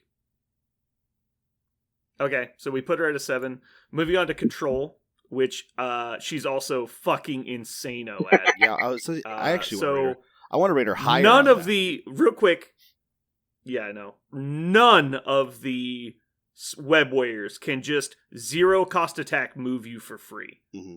Guaranteed. None of them do that. Her attack here is so much better than impact webbing. It's silly. It has no maximum size for pushing. It automatically pushes, and it's range 5, and it's energy. It's way more likely to deal damage. It also generates power. Then her big attack does stun and or stagger. And then she also has, what was it? I thought she had something else. Is that it? No, that's it. Poor baby. Oh, and sorry, I forgot, we didn't mention on her offense the reason she gets a 6. She can choose to use blocks instead of hits if she gets a weird dice roll. Yeah. Which happens. Like, it does happen. You'll roll, like, 3 hits on a fucking attack. Like, oh, never mind, I'm good. Yeah, anyway. I mean, she's at least as good as Ghost Spider on Control, right? Probably way better. Yeah. What did we put Ghost Spider at? I'm just curious. We put her at an 8. Oh my god. I actually want to. Are we ready to start the bidding on this one? I feel like we've talked about her enough. I mean, we've talked about the abilities. I will say that positioning wise, people think that push short away is only like, they don't think of it as the ability to use it correctly. Like, it's not just the fact that you can push people away from you or off of points. You can also set up other people very easily. Like, let's say you've got Killmonger and he doesn't have enough power to charge. If you see someone near him is already activated, you can move her into a better angle and push them into Killmonger so that way he can double attack them. Like, there's all kinds of stuff you can do with board positioning that I think a lot of people don't think about when they see her. Like, her ability to sit in the back, and anyone who's, like, trying to get close to points, you just push them into your, like, kill zones of other characters. It can be really good. But yeah, Parker, hit me with some numbers. I actually want to call her a 9. And the only reason why she's not a 10 is she has to attack to do it. So she's not going to be able to control without an action. So she has to use an action to do it. That's the only reason why she's not a 10. But I do not know what character in the game has better, attack actions to spend on controlling effects. It seems impossible. I don't know how it's better. So the only reason why she's not a 10 is she has to spend an action. She doesn't just get to spend power to do it. So a 9. Jeremy? Who is currently our leader in board control in your list? Thanos. And Spider-Man. Thanos and Peter Parker. Yeah. Oh, sorry. It's actually just Peter Parker. Thanos only got a 9 because he has to actually take the Mind Stone. Yeah. Then board control, she's in it. That's fine. I don't have any problem with that. I think I generally agree. I might say 8 just to bring the average down, but it's still going to be a 9. The reason I would say maybe not quite as insane high, the only argument is that she can only push away. She can't pull towards where the Web Warriors can. So it's probably closer to an 8, but I'm fine rounding up to a 9. The fact that she has the maximum range in the game on an auto push is just silly. So between her moving range medium and her base width, and then shooting range 5, you can't stay away from it. So is she a controller or a defender? Yes. Yeah. I actually think in most games, I think I think enabling a character's offense or defense with her dice manipulation even though it's amazing, I do not know if it does nearly as much work to win as her controlling effects, because they're so strong and automatic. So I want to call her a controller, because I think you win games with her controlling effects. You grease wheels with her support effects, but I think you win the games with the controlling stuff. So, do you put her in the list because she pushes people, or do you put her in a list because she rerolls dice? For me, I think the reroll dice is just vanilla on top of all the cool control effects. It's fantastic, rich vanilla, but... You think bullet point 1 is I get to move your models? Yeah. Or, and she herself is invulnerable to a 1v1 with a regular character, right? Like, it's a controller that I never have to worry about unless she gets double teamed by a fast-moving character. So... Yeah. Yeah, because the concept is I get to move 2 models and reroll 4 dice, which is just silly. Mm-hmm. The fact that a 3-point model can do that is just dumb.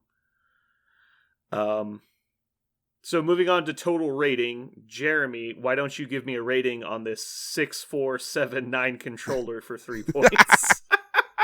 8. Oh my god. 8? I think 8's the floor. Well, I agree that 8 is the lowest you're allowed to rate. The thing is I've never put her in a list for all the reasons we said. And I fair. just don't... I don't play this game because the numbers just all fit together and I have to use the best models. So I've never tried her. I know what she can do, so I'll put her as an 8. But reality, I'm sure she's higher, but I just can't stomach higher than an 8 on a model I've never played. Parker. I'm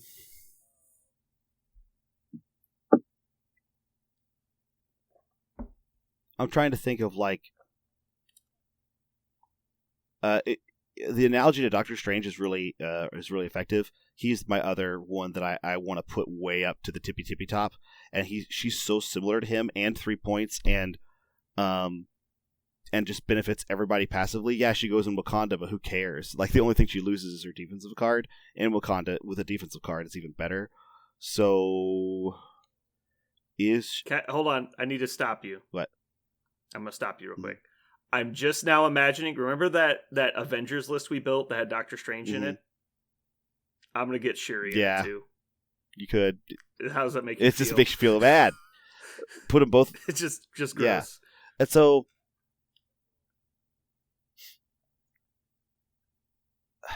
my soul tells me that she's a 9. And the only reason why I would say she's a 9 is that actually, I'll go ahead and say this. Even though she is ridiculous mechanically, like she's a problem mechanically in the game, she's not super inspiring. Like, she's not Doctor Strange. She's not the master of the mystic arts. She's just a smart girl from smart princess in Wakanda. So I don't think I don't think she has no style points, I guess is my point, which I know maybe shouldn't feature in the ratings. But my problem is she has negative style points because I don't think anything about her in the lore justifies a 7 dice energy attack. Like, it just doesn't make sense that she hits harder than like the Omega Beam from Iron Man. It just doesn't make sense to my brain. Yeah. So I think she actually gets negative style points because it's so obviously just piling stats on a model that don't feel deserved. Yeah. So for that reason, for that like style points reason, I will give her a 9 because ostensibly you probably can't make a model better than her. I mean, she already seems so above the curve, right? So I don't know if you make a model better than her and make a 10. But because she's so many things on this otherwise unremarkable character, to take nothing away from like the concept, but it seems really strange to give her this amazing grab bag of awesomeness. So I would say a 9. I think I agree with a 9. I wanted to rate her an 8, but I just think she has to be a 9. It's just too much support and control in one character for very little cost because her control gains power. Like, it doesn't make sense. As another styles note, it's crazy. Also, as another styles note, she is absolutely nothing like her comic book character in the Marvel Universe. Well, but they tried to make her like the movie Right. character, right? But Yeah. But she's one of the only characters that in the modern Marvel comics, maybe they reinvented her with a reset after the whole Doom World thing. But I know Shuri was a fierce princess. She was the Black Panther for a while. Like she was a more aggressive, kind of unhinged version of T'Challa. And so that character was really cool. And that's not the one they chose to use for the movie, which is fine. But I think it's really interesting that they went with pure movie version for this. Okay. All right, well, we're going to put her at 9. We're going to start the next character, which is Black Panther, because we need to get moving on this. Yep. So, Black Panther, let me pull him up real quick. Black Panther is a 4-point character with 6 hit points on each side, movement long, size 2, defensive stats are 4-3-3. He's got a standard strike, except before dealing damage, push the target character away from this character short. And then his spending attack is range 2, 6 dice, costs 3 energy. When making this attack, you can spend up to 3 power to increase the damage of the attack by that amount. And on a wild, it has explosive force. After this attack resolves, other characters within range 2 of this character are pushed away short. Push characters suffer 1 damage. Affiliation bonus, King of Wakanda. After an allied character rolls attack, defense, or dodge dice, you may spend 1 power to reroll 1 die in that roll.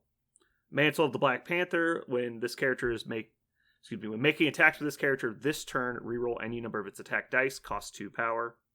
Pounce also costs 2 power. Throw this character short, it does not suffer damage for collisions.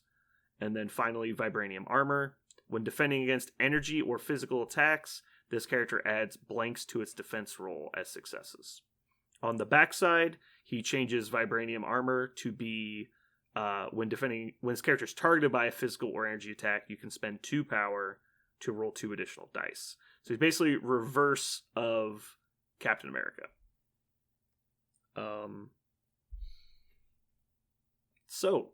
Offense on this character. Parker, do you want to tell me about his offense? His offense is, again, a lot of control effects, which, aren't nothing, but I don't think it's too spectacular. He's a frontline fighter, so he will usually get to do his big whammy attack a couple times, so he'll get to roll a bunch of dice once or twice, most likely. The one nice thing about his offense is that if he has the 2 power to spend, and he gets a double strike, rerolling all the dice is not nothing. So if he does have the 2 dice to spend, then it'll be excellent. What's funny though is the Wakanda faction is kind of like rerolls, the faction, because they have rerolls and he has rerolls on his leader power. Shuri's giving rerolls, and then for 2 power he can just make rerolls permanent. Okoye has rerolls, there's just rerolls, out of every pore, which and he's one of the ones that feels kind of redundant. Every time I spend 2 power for that ability, I was like, yeah, but I better be rolling more dice than Shuri could just do for me, So. Well, I do want to say that it's nice that you can do all of it, though, because he can spend for Black Panther and reroll all of his attack dice. Then Shuri can have him reroll some of his attack dice after that, and then he can spend 1 for King of Wakanda to reroll another die. Yeah. And so you can get maximum rerolls with Black Panther. He's kind of like MODOK is one of the characters who can get maximum rerolls. Right. And so his dice become very efficient in that way, but it costs a shitload of power. Right. You're probably better off just spending for kinetic bursts instead of spending for all the rerolls, and then use some of the rerolls instead of all of them. One thing I do want to point out is all of his shit pushes people away from him, and so it's actually really hard for him to make 2 attacks in one round. Because he'll run up and punch you, you'll go away, and you're like, oh, I can't punch you again. So it's kind of weird that way. Yeah. Something you can do is if someone's really close to you, you can hit them with the strike, push them at an angle away, and then use Pounce to throw yourself at them, land on top of them, and then punch them again. And so that's something he can do that's pretty cool. Yeah, he can... if you look at just his attacks, and the fact he only has 2... you're like, okay, well, that's kind of lackluster, and you're like, well, he can roll some more dice. He can fix his dice. But then when you start thinking about all the cool combo-y stuff, when you just mentioned, he can start doing more than he looks at face value. Well, he's one of the few characters that can innately roll 9 dice on damage, which is pretty cool. Like, if I just told you he had a 9 dice attack that cost 6 power, you'd be like, that's pretty cool. But, like, it's even better than that because you can choose at time of usage how many dice you want to roll. And as playing Thanos, obviously Thanos generates more power. It's still pretty cool. Yeah. So, Parker, give me a rating on offense. On offense, I want to give him... I think with all the things together, and the fact that Pounce also does damage, and he'll actually get the chance to use it with like the cool jumpy stuff. If the guy has power, I think he can like get up to like a 7. But since he doesn't actually walk around with that much power, he's probably I want to say like a 5 is where I want to put him. Maybe I got him too low, but I think he's really power intensive. So I think in the game, I think he'll be probably around a 5 is what I want to say. I think he has to be a 6 because just for kinetic burst, honestly. Okay. It's an energy attack. He can roll up to 9 dice. He can also throw himself. He can also reroll his dice. Like he can't do all of this at once necessarily, but he always has a good option, I think. I think he always has a way to, like, worst case scenario, right? He punches you twice and throws himself at you. Like, that's better than most characters. I actually just remembered he's speed long. He's got to be at least a 6. He's speed long also. Like, on top of all that stuff, he's also speed long. I forgot that. Yeah. I think Jeremy, can I get a rating from you? What did you guys say? What was yours? Parker said 5 or 6. I said 6 at least. I mean, he can throw 9 dice at you. That's not nothing. Yeah. I'm comfortable at a 6. Okay. Potentially, however, he could spend 8 power for full kinetic burst and mantle the Black Panther, and you're dying. Basically, is what I'm saying. All right. I think honestly, the more I think about it, he's probably closer to a 7, but it takes a lot of power to do that, and his thing is not generating power. Right. So if he had better power generation, then I would probably say 7. I think that's how they gave all that stuff. So moving on to defense, he has a 30 on the defense index. However, that does not take into account the fact that he has successes on blanks, which is pretty cool. Yeah. And then on the backside, he has Vibranium Shield, basically. So obviously that's a big deal. He also has 4 in his physical, which is the most common, but not necessarily the best defense. I'm going to open the bidding. So he's better on the defensive stats than average, and he's better on hit points than average. He has an amazing passive special rule on the front and a good defensive rule on the back. He can also re-roll his own dice if he's playing Wakanda on defense. I think we have to start at least a 5, probably a 6. I was actually gonna put him at a 7 because I think that's where he's strongest, and the reason why is Vibranium Shielding, the card, can also go off of him, and I think he's one of the most common targets for it because he's actually up at the front, and he loves to be up there with his good buddy Killmonger, and they both have DR, and Killmonger just waiting behind him for somebody to try to go in and kill Black Panther. And while he has damage reduction and he's got Vibranium Armor, man, he is just a tough nail early in the game. Oh, and don't forget, obviously Shuri's standing behind them both, just giving them infinite rerolls. Right. So does he get up to an 8, do you think, or is he just a 7? I think he is a 7. I think he's a 7. And I think that... What would he need to get to an 8? A 4 in energy? Yeah, I think a 4 in energy, and... Yeah, I think 4 in energy, maybe an extra hit point. 6... He's already got 12. 12 is a lot. But, I mean, an 8 seems really super premium character as an 8. You ever tried to kill him? So, yeah, he's so annoying. He's certainly the closest thing to Captain America you can get for 4 points. He is so hard to kill. I mean, all of these things stack, and he has 6 health. I mean, you'll throw everything at him, and he'll still be laughing at you. I don't have a problem putting his defensive stat at fucking 8. Like, this dude is so hard to kill. He's so hard to kill. He has 1 more hit point than Cap, but doesn't have the 4 energy defense. But he can't do blanks and 2 extra dice that Cap can do on the back. What did we put Cap at? Probably horrible misrating. Oh, we never rated Cap. We haven't done Avengers yet. We just rated so many Avengers in other factions so far. I think we've rated them. I want to put him at 8, but I think 7 is more accurate. Because once he gets on the backside, he goes down pretty quick. Because he just runs out of power. Although it is really smart, putting the spending ability on the backside is really clever and better for you. Because you're more likely to have power once you've been dazed. Mm-hmm. And so that's nice. That's a quality of life thing. So if they'd done it in reverse, it would have been kind of annoying. Because you would just take that first big hit would just be for free.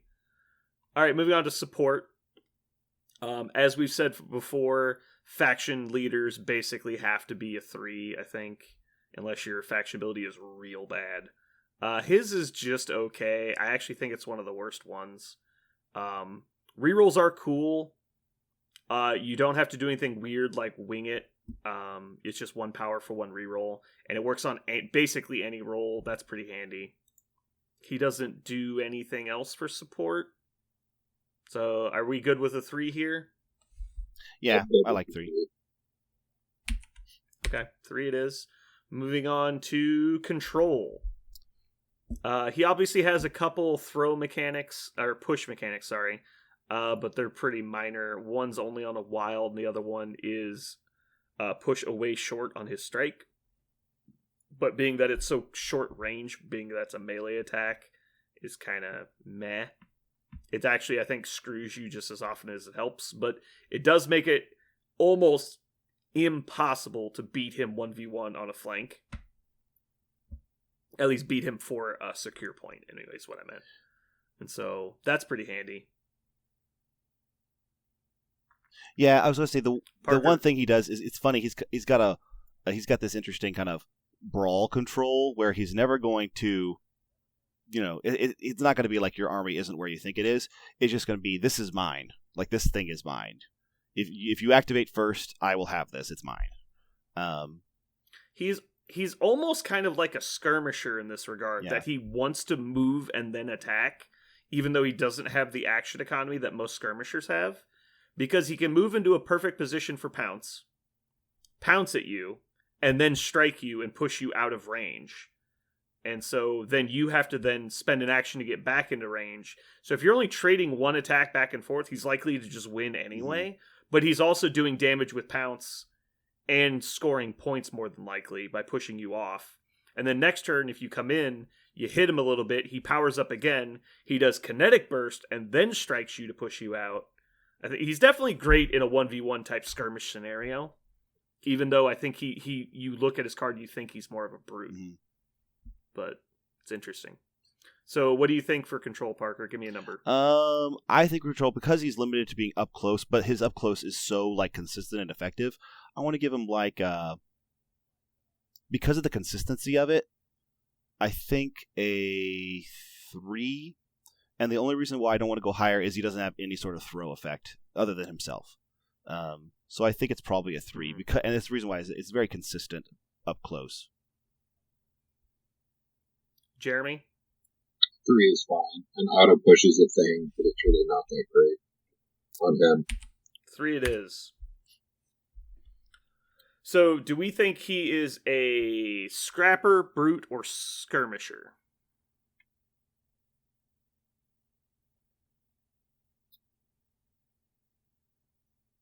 So I don't think he's really a scrapper. He doesn't do enough damage because I don't think he generates enough power to do kinetic burst on a regular basis. I think he's either a brute or a skirmisher, but I think it's pretty close on those two. Parker, what do you think?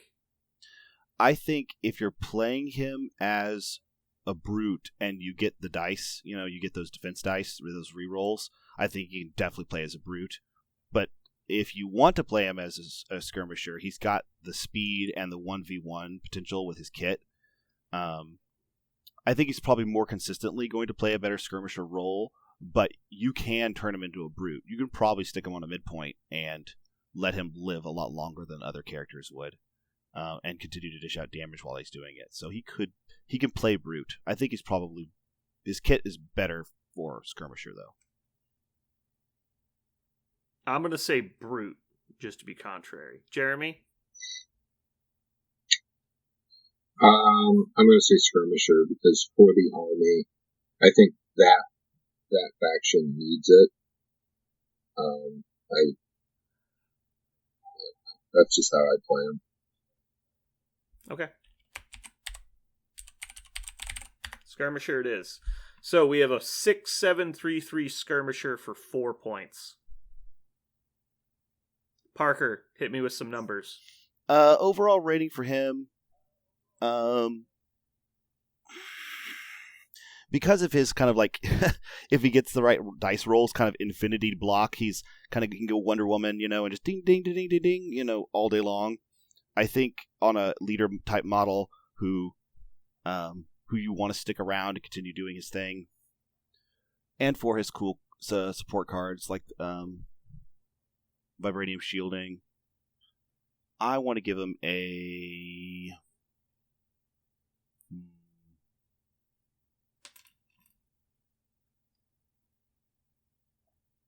I think I want to give him a 5. And the main reason why I give him a 5 is I do not know how often he's going to show up outside of Avengers and Wakanda, but he does show up in Avengers and Wakanda. I think he's got a great place in both of those. I think it's outside of Wakanda, because I don't think he gets any play in Avengers, really. I think he's a good character, and I think it's one of those characters we've kind of overlooked, kind of like Captain Marvel. We're like, okay, we know what this guy does, and we just move past him really quickly. And it's just been this endless cycle of new models coming out, so we haven't really gotten back to Black Panther. But the more I look at his kit, I'm like, man, I would actually like to have this character on my roster. So I think he's better than I originally thought. It was just that 4-point characters were so shunned in our meta that I think he got pushed aside a bit. Jeremy, what do you think? Oh, I put him at a 5 as well. That was what I was going to throw up there. I don't know. He's a 4-point guy. He does some stuff. He doesn't really shine, except he has the Never Die he can turn on. The Never Die is pretty cool. I put him at a 5 as well. So 5 it is. Moving on to the final character we're rating today is Killmonger. Yay! Probably the most played character of the Wakandans in our area. Injadaka, I think. Is that you got it. Boom, Injadaka. Alright, so Injadaka is a 4-point character with 11 hit points, 6 on the front. He's speed medium, size 2, 4-3-3, just like his cousin? Yep. They're cousins, cousins. Right? Okay. Now we're going to move into the fun stuff that he does. Vibranium Weapons is one of the rare characters that has an energy strike. It's range 2, 5 dice, 0 cost, power for damage, and has Pierce, which is great. Strikes with Pierce are very underrated. Also, being that's an energy attack is great. There's a lot of people that have poor energy defense that we've talked about. Black Ops Strike, range 3, 7 dice, 3 cost, physical. If his attack deals damage, that attacker result places character within 1 of the target. And then on a wild, he does stagger, which is super cool. Has a standard charge, special forces, kind of like Shuri's ability. When attacking, you can use the superpower when calculating successes. You can choose to count blocks instead of hits as successes. Costs 1. Focused on the kill. If this character makes an attack against a character is already attacked this turn, add 2 dice to the attack roll.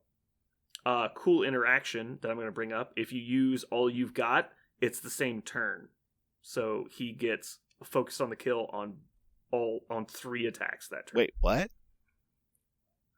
So all you've got gives you another activation, but it does not create a new turn. Ah, okay. So you could use focused on the kill multiple times. Also, because he has charge, it's actually pretty common to get to go off. And then another great passive he has is kill count. When this character dazes or KOs an enemy character, it gains kill count token. When this character is attacking, it may reroll and die for each kill count token it has. That sounds kind of extra, but it actually happens a lot because he hits like a fucking truck. And so he almost always gets at least 1. Okay, so, and then on the back, I believe he's identical, except he has one less hit point. So, Parker, anything you want to tell me about Killmonger's ability to deal damage? One of the things I love about him is his two basic attacks are just beautiful, like vanilla icing, right? Because it's energy attack, which is a basic attack, which is fantastic, 5 dice, and the pierce gets the power. It's nothing super fancy, but that in this game is slots into the curve so well. It is a key that opens up doors that other characters just don't have. And then a 7 die attack for only 3 power, and it gives you a movement to allow you to keep stabbing it with the Vibranium spear to get back the power, and hit it with an energy attack. And the second attack is going to be more dice. Like the fact that he gets to move with his 7 die attack to do more dice with his offhand with the energy attack, and then on top of that, charge. So yeah, the guy is always, or almost always, proactively going to get a lot of damage on the board, and you have to. He's so threatening. You have to prioritize him as a target. You have to do something about him, or he will remove your models. It's so consistent at it. It's excellent. What I like most about him, obviously the alternate damage types. He has the ability to choose basically between physical and energy, which for a melee attacker is great. He's surprisingly mobile with Black Ops Strike and Charge, but the best thing about him is he has the ability to add dice to his attacks by himself. He has the ability to reroll his own dice in the right situations, and he has dice fixing in the form of his use blocks instead of hits on odd rolls. He is surprisingly insulated against bad dice. Yeah. And he's surprisingly insulated against pretty much any kind of hard target. The only thing he doesn't really want to attack is like Black Panther and Captain America, just because their dice are so great. But with Pierce, he has the ability to get through most of that anyway, and he can just overwhelm them with superior amounts of dice. And so he could pretty much get through any hard target, which is great. So where do we think he falls on the spectrum? So we rated Corvus Glaive a 10. Valkyrie got an 8 because she was inconsistent. Other high people mentions were Thor got a 7, Thanos got a 7, Gamora got a 7, Rocket Raccoon got a 7, Ronan got an 8, and then we have Spider-Man, Miles Morales, and Venom both got 7s. So, where do we think he falls? I'll go first since you guys are intimidated. I think he's at least an 8. He might creep up to a 9. He definitely has the high maximum potential. He has one of the best tactics cards that adds dice to your attack with Usurp the Throne, because not only does it increase his ability to kill people, it scores you victory points, which is great. And so because that's easy to get that in pretty much every list. Yeah, I think he's one of the superior damage dealers in the game. When you talk to people about who do you want to add to just go kill people, it's either like this guy or Valkyrie is almost the first thing you reach for. So I'm going to go with a 9, but I could be talked down to an 8. He's definitely not a 10. Well, we talked about Parker, tactics cards making a difference, right?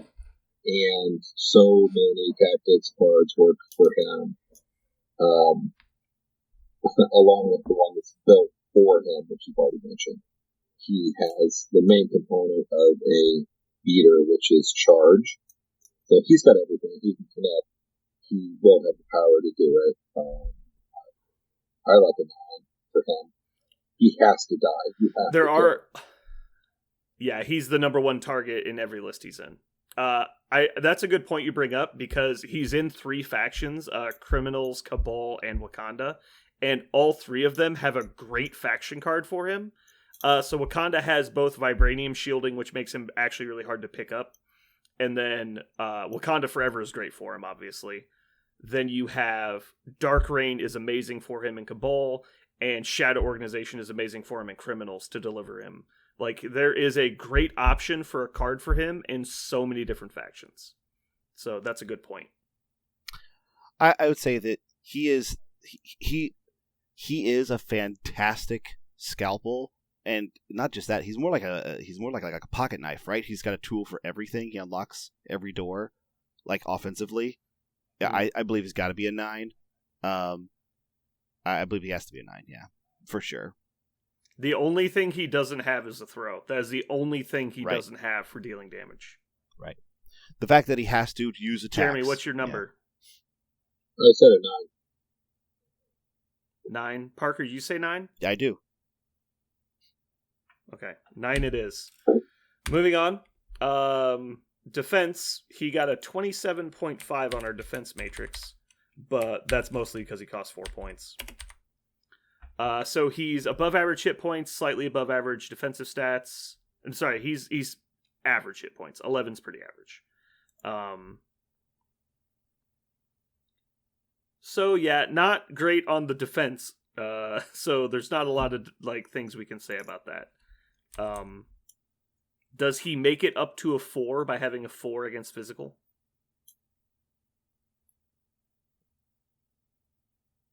Or is he still just a 3? I think he's a 3. I've lost him. You focus on him, he dies. Like But he's better than the 3. The 3 is 10 hit points, 3s across the board. So then, yeah, he's got 11 hit points and a 4. So 4? 4. Okay, 4 it is. Parker, you're overruled. I actually was going to say, because he survives by killing everyone first. I was going to say, I would also say that he's very proactive. That's true. Like, he can daze somebody so easily. It's not exactly a defensive ability, but it's you count it as that. If it's a 1v1 fight, it's really hard for him not to daze some people. Yeah. Priority is his defense. Yeah. So moving on to support. He has no support, so that's a 1. Yeah. Control. Does the ability for him to stagger on his big attack get him up to a 2? That's the question we have. I'm actually going to argue against that because he's more than likely going to kill the person he uses Black Ops. I was going to say, yeah. Yeah. Usually what happens is he gets some power from taking damage, charges you, and then after the strike off of the charge, which he usually generates a couple power off of, he will then Black Ops strike you and just cut your head off, and so you're dead. So, are you guys good with a 1 on control? Yeah. Yes. It's also only on a wild. Yeah, that's not very good.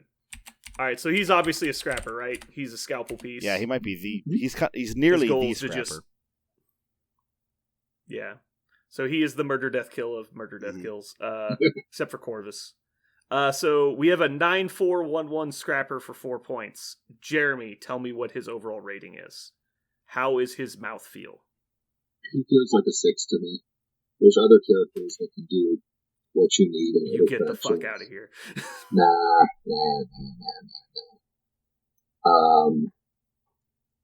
Because he's solo, man. He runs out. Just saying. Go ahead. He seems to be in every list you play for a 6. Correct, but that's just how I play. You like a 7 or 8? I was gonna rate him I was gonna say at least a 7. 8 might be a little high, but I mean he's in 3 factions, and we just talked about how he's so good. Okay, how about this? Of the 3 factions he's allowed to be in, or 3 factions he is in, what are the odds he doesn't make the 10-man roster on any of those 3 factions? 0? 5%? Yeah, he's in all of those lists. He's in lists where he's not in your faction. That's certainly less common, but it still happens. I think he's got to be a 7, right? Okay, I'll give him a 7. 7's fine. Parker? I would say because he offers nothing to your list in terms of controller support, he's not reached for generally like scalpel type, scrappers are not something you're reaching for out of faction, because almost every faction has like a I'll get up in your face and hurt you guy. And since that's not something that you're reaching for very often, then you may not see him out of faction. That being said, he's in 3 factions amazingly. He's not even like in 3 factions, sort of. Like he's not like Fisk, who's in 3 factions, but you may not actually play him in all 3 factions. If you're not playing Killmonger in the 3 factions, you're doing it wrong. So I think for that reason, he's unique and special and really cool in the game for that, and he deserves a 7, absolutely. Okay, I'm going to put him at 7. I'm actually now going to make a token argument that he's basically in 4 factions. Because if you're playing spider foes, you're probably also playing like criminals or Cabal. Mm-hmm. And therefore, you're going to play Killmonger in that spider foes roster. And since spider foes don't have a card to play, they don't really care who's in their faction or not. Yep. I don't know.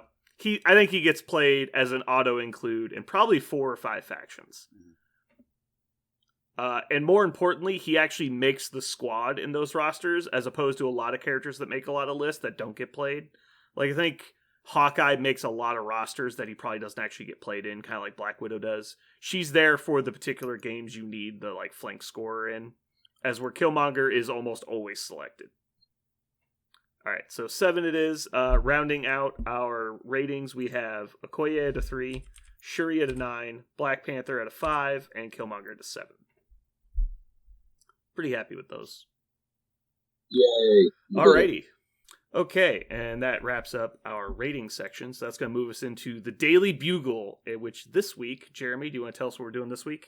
Oh, so I'm sick of numbers. So, I like numbers. I love numbers.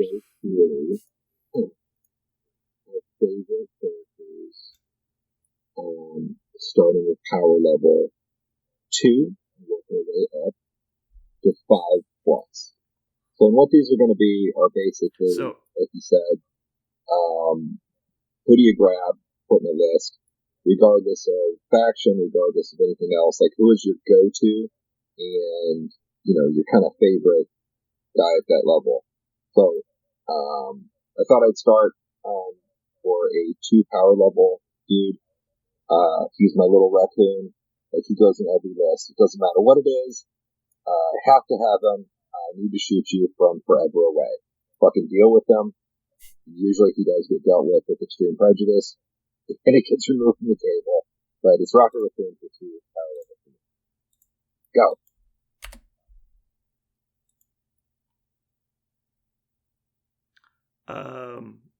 So I'm just going to say real quick, I didn't get a chance to say anything at the start, but I really wish we would include 6 points in here, not just 5 plus, just saying. So of my favorite 2-point character, it definitely used to be Black Widow. I played her a lot, but I think nowadays, honestly, if I had to pick today, it's probably actually Wong. I find myself putting Wong in lists he has no right being in a lot of the time. And I think it's almost always the correct choice. Like the amount of times you're like, man, if I had 1 power, man, if I wasn't staggered. Like, there's so much he does, and he's reasonably hard to kill for 2 points. So I do like me some Rocket Raccoon, but I find me putting Wong in every list. So that's my answer, Wong. My 2-point character would definitely be Nebula. I love how you just can't counter out. You're just like, oh man, I don't have any characters that can attack that guy in that point over there. Well, that guy's 5 points. I guess I'll just send Nebula. And then maybe Nebula could just do it. I love it. I love tiny characters that can hit way outside their weight class, and she's awesome. So, admittedly, for 2 points, there's only 1, 2, 3, 4, 5, 6 2-point characters. So that was pretty easy to choose from. I'm interested to see how the next one goes. 3-point characters. Parker Bill. I love Hawkeye, and I just love the collection of things he has. He's the perfect kind of like I'm always going to skirt the outside of the battlefield and contribute constantly, and you're going to have to try to pin me down. You're going to have to move and attack me, and you're going to have to do that from a really far range because I'm always going to have enough power to move after I shoot. And sorry, it's not a move, it's a place. Also, like ignoring cover and I just love that you can't hide from him. He's going to be contributing the whole game. You know, my favorite thing in games is when a model shoots their gun every turn. Hawkeye shoots his gun every turn, and I like that a lot. It's true. Hawkeye does shoot his gun every turn. Even when it's not his turn. Yes. Brandon, you got. It's Valkyrie. It's always been Valkyrie. It probably always will be Valkyrie. In a perfect world, I like to say Punisher, but it's Valkyrie. Oh, you took my Saga as number 2. As of lately, I mean, I like Rocket. I'm just gonna throw it out there. Like, Groot's kind of badass, man. Like, he's such a dickhead. He gets on the table. He's a bodyguard for my little buddy that I like so much. He's got a big old humongous weapon that he'll beat you to death with. You get too close. Groot's pretty cool for 3 points. Just for the record, there were 23 3-point characters. Ooh, there you go. Which is the highest number of a single point total. And no one said Doc Ock. There are only not one person. There are only 21 4-point characters. Well, speaking of 4-point characters, oh god damn it.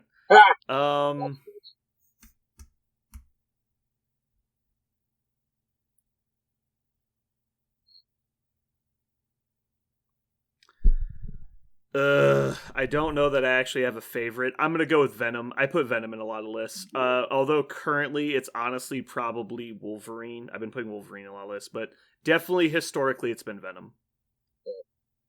Parker? I love Ronan the Accuser. I love guys that don't look like I love that he doesn't look like he's going to be worth it. He's like, Ronan, that's not so big of a deal. And then he's got, I guess, I'm cheating a little bit because it's 5-point Ronan that I love. 4-point Ronan is actually not the one that I love, but he is a 4-point character. Put the Power Stone in him, and he just starts walking up and just clocking things left and right. Ugh, he's so mean. He's so mean. I love it. Have you actually played Ronan at 4 points? No, I have not. I don't even know. I wonder if he's not as bad as we think he is, but I think 5-point Ronan is definitely the best Ronan. It's just the question of, how great is it? My 4 points is definitely good. That's why I didn't make him so high, because I feel like, I'm definitely tilted. Like, I like him. He's in every list. I can't help it. Like, you're a shithead. He's such a beater. Like, you're a dumb fuck. Shut the fuck up. I can't help it, man. He hits things really hard. I don't know. I think he's like a 4 overall. He's my favorite character. 4 points. Like, fucking idiot. Do you remember? I remember Loki. I liked him a lot, but then he got douched out pretty quick. So listen. He's 5 points as well. Yeah. I know. Anywho. Okay. All right, 5 points. Are we splitting this up, or are we doing we'll 5? We'll split it up. We'll do a few. Okay, splitting it up, it's Doctor Strange. I think a 5-point Doctor Strange is underrated. Asshole. Do what? Any particular reason? Well, keep in mind, that's 5-point Doctor Strange, not 6-point Doctor Strange. 7. 7-point Doctor Strange. I will say 7-point Doctor Strange is underrated. I was way off when I originally said 7-point Doctor Strange was dumb. That was the dumbest statement I've ever said aloud. Is 7-point Doctor Strange was bad. It's the best Doctor Strange. But that being said, I almost said Ghost Rider. Ghost Rider's a lot of fun. MODOK's obviously amazing. I'm trying to think of other 4-point characters that get stones, so I'm not leaving anybody out. Like a good example is Ronan with the Power Stone. I think it's just 5-point Doctor Strange is probably my favorite 5-pointer. Ghost Rider. The second I saw Ghost Rider, I was like, I want to play this guy. I was a big Ghost Rider fan when I was a kid anyway, but I love the griefing mechanics. I love the W no or W don't. Also his reincarnation card. I love reincarnation cards. So I think I really enjoy putting him on the board. I have made 2 lists now basically around him so that I could play him. I really like it. I'm offended. How did you not say Ronan with the Power Stone? Because I already said Ronan once. Ronan was my 4-point character.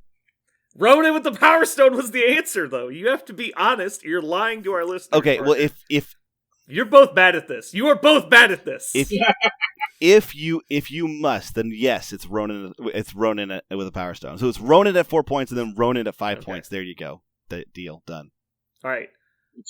So Ghost Rider is your honorable mention at 5 points, and we each get an honorable mention. There you go. Go ahead, Jeremy.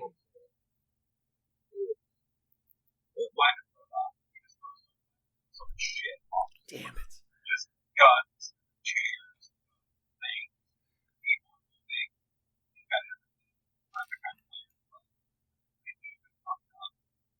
I can fix it.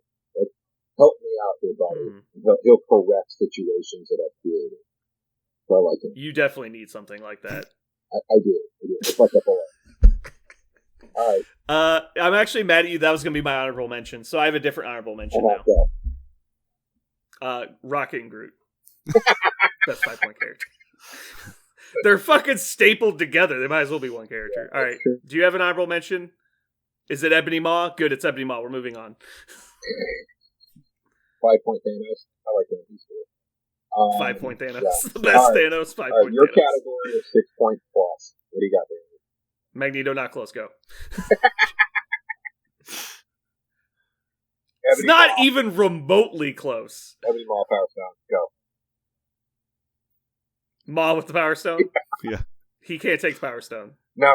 Forget it, man. Mind Stone. Never mind. Oh, never mind. I'm out. Parker? I actually like, my 6 point character would be Doctor Strange with Soulstone. I actually really like Doctor Strange Soulstone. I also love Doctor Strange in general, but I liked it a lot. So when we first started playing with Doctor Strange and he got spoiled, we all just generically said, obviously Doctor Strange with the Soul Stone is the best Doctor Strange. I think it's actually the worst Doctor Strange the more I play him.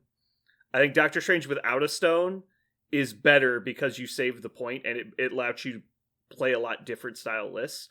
But Doctor Strange with the Time Stone is obviously the best. So at 7 points, I would say that, but we're not going to 7. So. Gotcha. Well, that's all I had, but hopefully everyone heard a character that you like and kind of see that some of these guys are pretty cool, regardless of cost or whatever.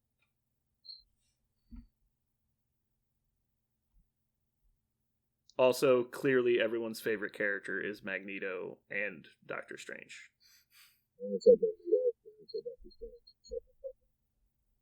I said both of them. What's your favorite? Okay, so what's your favorite 13-point model, Brandon? Go. Doctor Strange and Magneto and the Time Stone. Correct answer. It's the best. I feel so bad that I'm abandoning that list because people are getting mad about it because it's so fun to play. It's the most fun I've had playing this game. And it... Parker, you weren't there for this, but I was comparing it to my Karchev list in Mark II. Because it's just like, you look across tables like, all right, well, my opponent's a fucking moron. Like, he's taking this terrible 3-character list and he thinks he's going to win.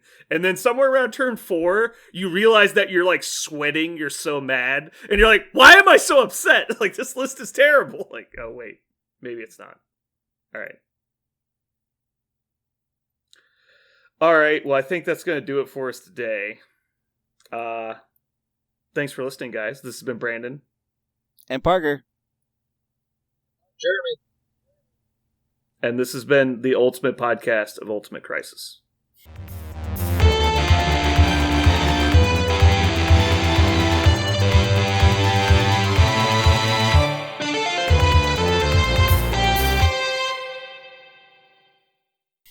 Yay. You don't seem very excited, Parker. I like it.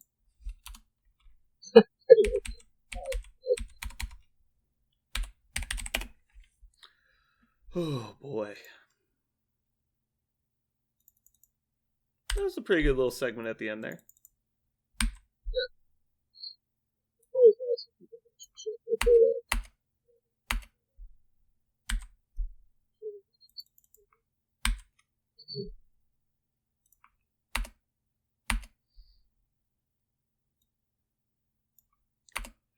There was something I wanted to say, and now I can't remember what it was.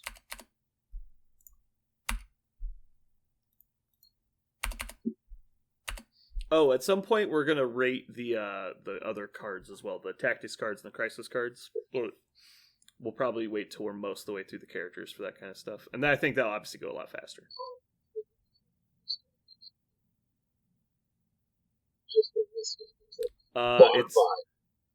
It's Thunderwave. It's 100% Thunderwave. It's the worst card in the game. Here, let me read this to you in case you forgot how fucking awful it is. Awful. I said awful, Jeremy. Get your ears checked. So, it is a Beam 5 energy attack, but it's only 6 dice. You have to have Thor... It has to be... If it is Thor's activation, and he is within range 1 of Captain America, they may both spend 2 to play this card. Okay, you with me so far? Yeah, Are you with me so far? I'm doing it. While within range 1 of Captain America and Thor, Prince of Asgard... Okay, so you can play it either way. Either activation, you can do it. You can use the attack shown above once, and line of sight is measured from Captain America instead of Thor, Prince of Asgard when making the attack. It's only 6 dice, and it costs 4 power. Do the math. Is it one that you can just 1 point. You just can do it. No. Can you exchange it No. for rerolls? Yes, you actually can. I guess it. I mean, it's still the worst card in the game because you could take a good card and pitch it to wing it. You fucking pitch it. That'd be fun. There's a big difference between winging it and seeing what happens. Parker, you look confused. Sorry, this thing popped up on the internet for me, and it's so stupid. Is it, we have taken over your computer, and if you don't send us $100 in iTunes gift cards, we will report you to the FBI? No, it's this dumb movie featuring sharks, and the guy cut open the shark, and entrails came out, and that's not physically possible with a shark because they don't have an intestinal tract like other creatures, and I don't know, it just... No, it's some other movie. I actually don't know the name of it. It's just some random clip. Wait. What if he swallowed a bunch of intestines? Then it would be in his stomach, which they didn't cut open. Yeah, well, if they cut his stomach open.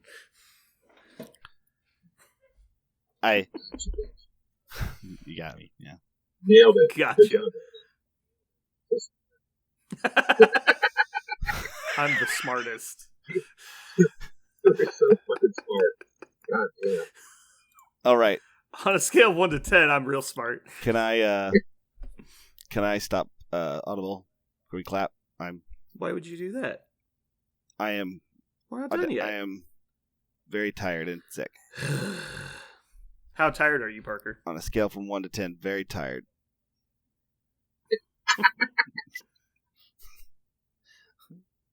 I'm ready to clap. Hold on, I'm reading something. Hold on. Calm down. Thank you guys for listening. This concludes the normal episode this week, but I decided to leave in a little bonus segment of me dealing with Jeremy's audio issues, if you care to listen. Enjoy. Welcome, guys. Freaking awesome. I'm glad that we had a really easy time getting everything set up today. Yeah, that was great.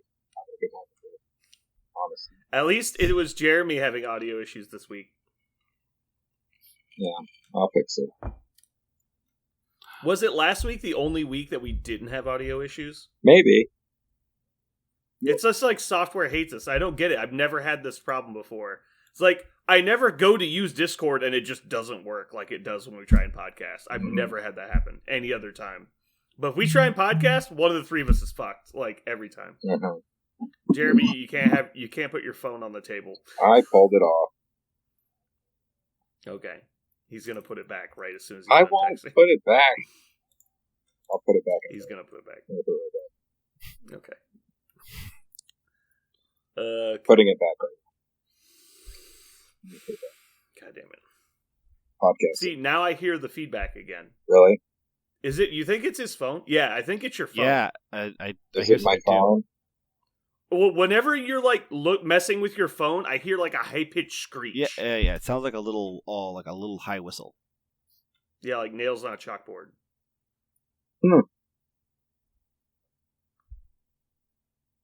Just Well- put your phone in airplane mode.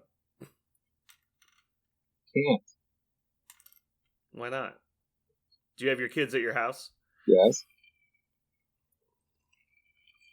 Well, if the kids are with you, you can put it on airplane mode. I don't think it'll help. Or just put the phone far away from the computer, like put it in your pocket or something. Put it down. Well, okay. I'm gonna be lost though. That's my fucking that's the way. Lost. Oh, because you need your Yeah, you need dude. your That's my thing. references. Yeah, that's my references. All right, just be sure not to put it on the table. I wonder if the camera has a better microphone than this shit. I don't know, man. What camera? What do you mean? I bought a camera for my other computer, so I have. Oh, you're a webcam? Yeah, but that's not going to be helpful. Well, it's going to be the same issues. Yeah. Okay. Yeah, but I gotta open my stuff up here to look at cards. That's a good 90% full mojito right there. So you just have a little bit of. So what are we talking about today? What? Me? Yeah. I have a studio condenser mic. So it doesn't matter about issue or that is that. I have a decent amount of mic discipline because of how long I've podcasted with table mics. Because, we were like 100 episodes in on L2 Wargame. And so I have a lot of discipline for table mics. But also, this is a high-grade mic. So it'll pick me up from pretty much anywhere from like 1 to 5 feet fairly consistently. And it's really good about modulating incoming volume. It's also really good about picking stuff out.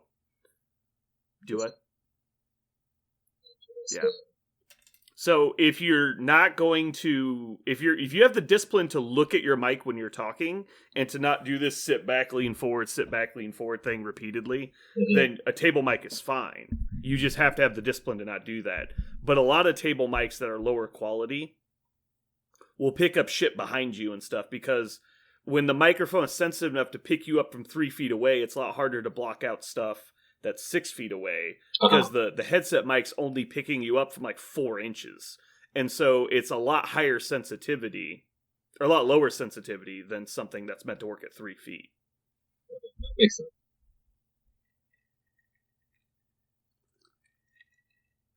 Well, it's a good question. And this thing, we bought this thing for like $80 in 2006. So now it's like $10, but yeah, they don't even make this model anymore.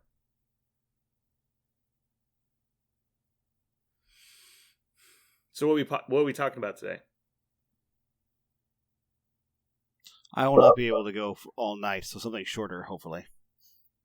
Well, luckily that's going to be really easy. Someone is like digging through a box of cardboard or something. Who's making the noise?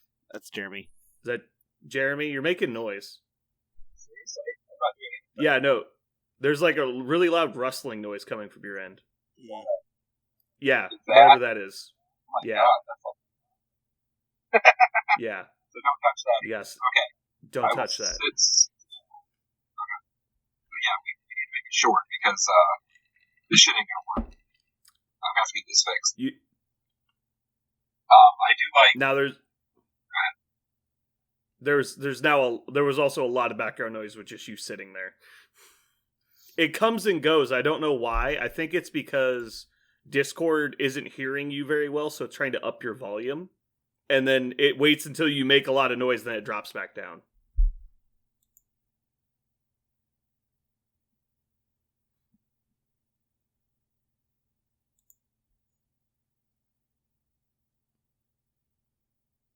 Still.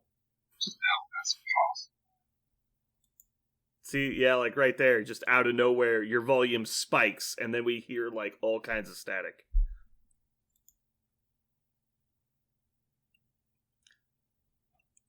Now, Okay. it might just be Discord, and Audacity isn't doing it, so it's possible your audio will be okay. But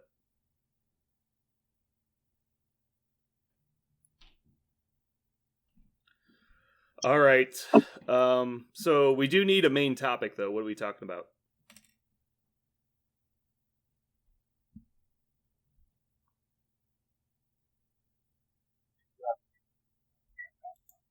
We could do a quick rating, yeah. Those are very rarely quick, God, but Jeremy. I was actually looking at the list. Some shorter lists would be probably Spider Foes would be nice and short. But we don't even have their whole but that's team only yet. because all their characters aren't. All right, stop. Jeremy, I need you to go into Discord settings. Yeah, it's bad. It's like unbearable. So go in Discord settings and change He just left the call. Talk sensitivity. He left the call. Doesn't know what buttons he's pressing. He's back in the call. Calm down. Yeah. All right, so go to audio and video, and then turn your input sensitivity. Change it or set it to automatic. One of the two.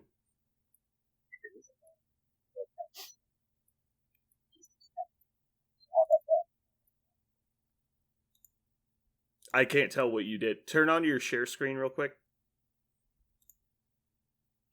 Yeah, I was going to say, Parker, either we could rate... Because we can't rate Spider Foes because half their fucking characters aren't out yet. Wakanda makes sense. It's shorter. I was going to say Wakanda. Yeah. All right, so go to settings. Okay, audio, video. All right, scroll down just a bit. All right, raise the slider bar higher.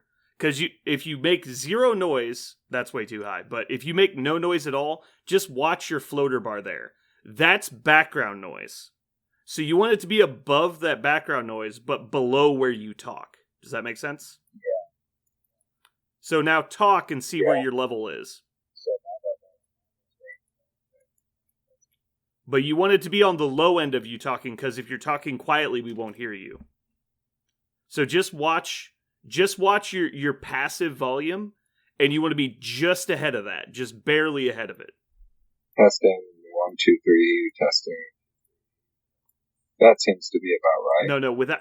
No, not with testing. Just the ambient noise. You want to be just barely to the right of the ambient level, and so right there, it only goes to about 1/3 to 1/4 of your bar. You want to be just ahead of that.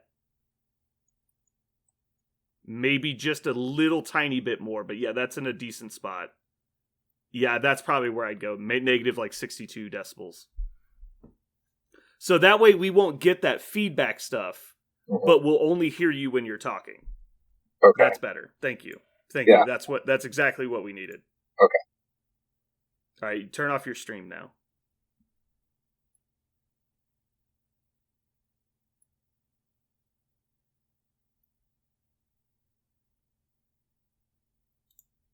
Perfect. Okay, that's much better. Oh.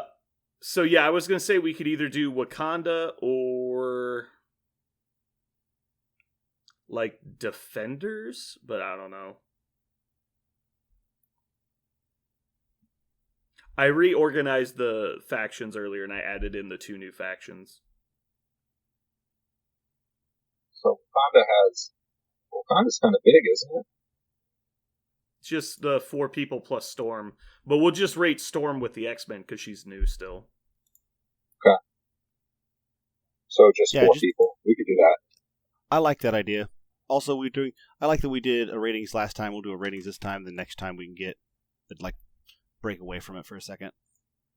Yeah, I want to do either offensive numbers next time or the action stuff that we talked about doing but never actually completed. Mm-hmm. I just haven't had time to sit down and mess with it. Just as kind of get us out of the numbers and this kind of thing. I think we could quickly go through favorite point characters like we talked about last time. Oh, that's right. We didn't do that last time. Oh, favorite characters at each point level? Was that the idea? Yeah, just favorite, not best. You know what I mean? Mm-hmm. And that would be... You're already thinking of like an idea for next time? Or do you want to do it this time?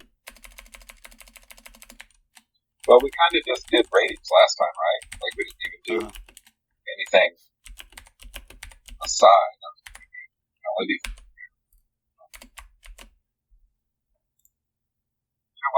Yeah, I agree. Let's see how fast we can. if we do Wakanda, I think this will be a good episode because we've got a decent amount of news. It's going to go quick though. We've got to talk about some little stuff. I've got a couple from the forums rulings and favorite characters, a comic corner, and we'll rate Wakanda. I think they'll round us out at about an hour 20.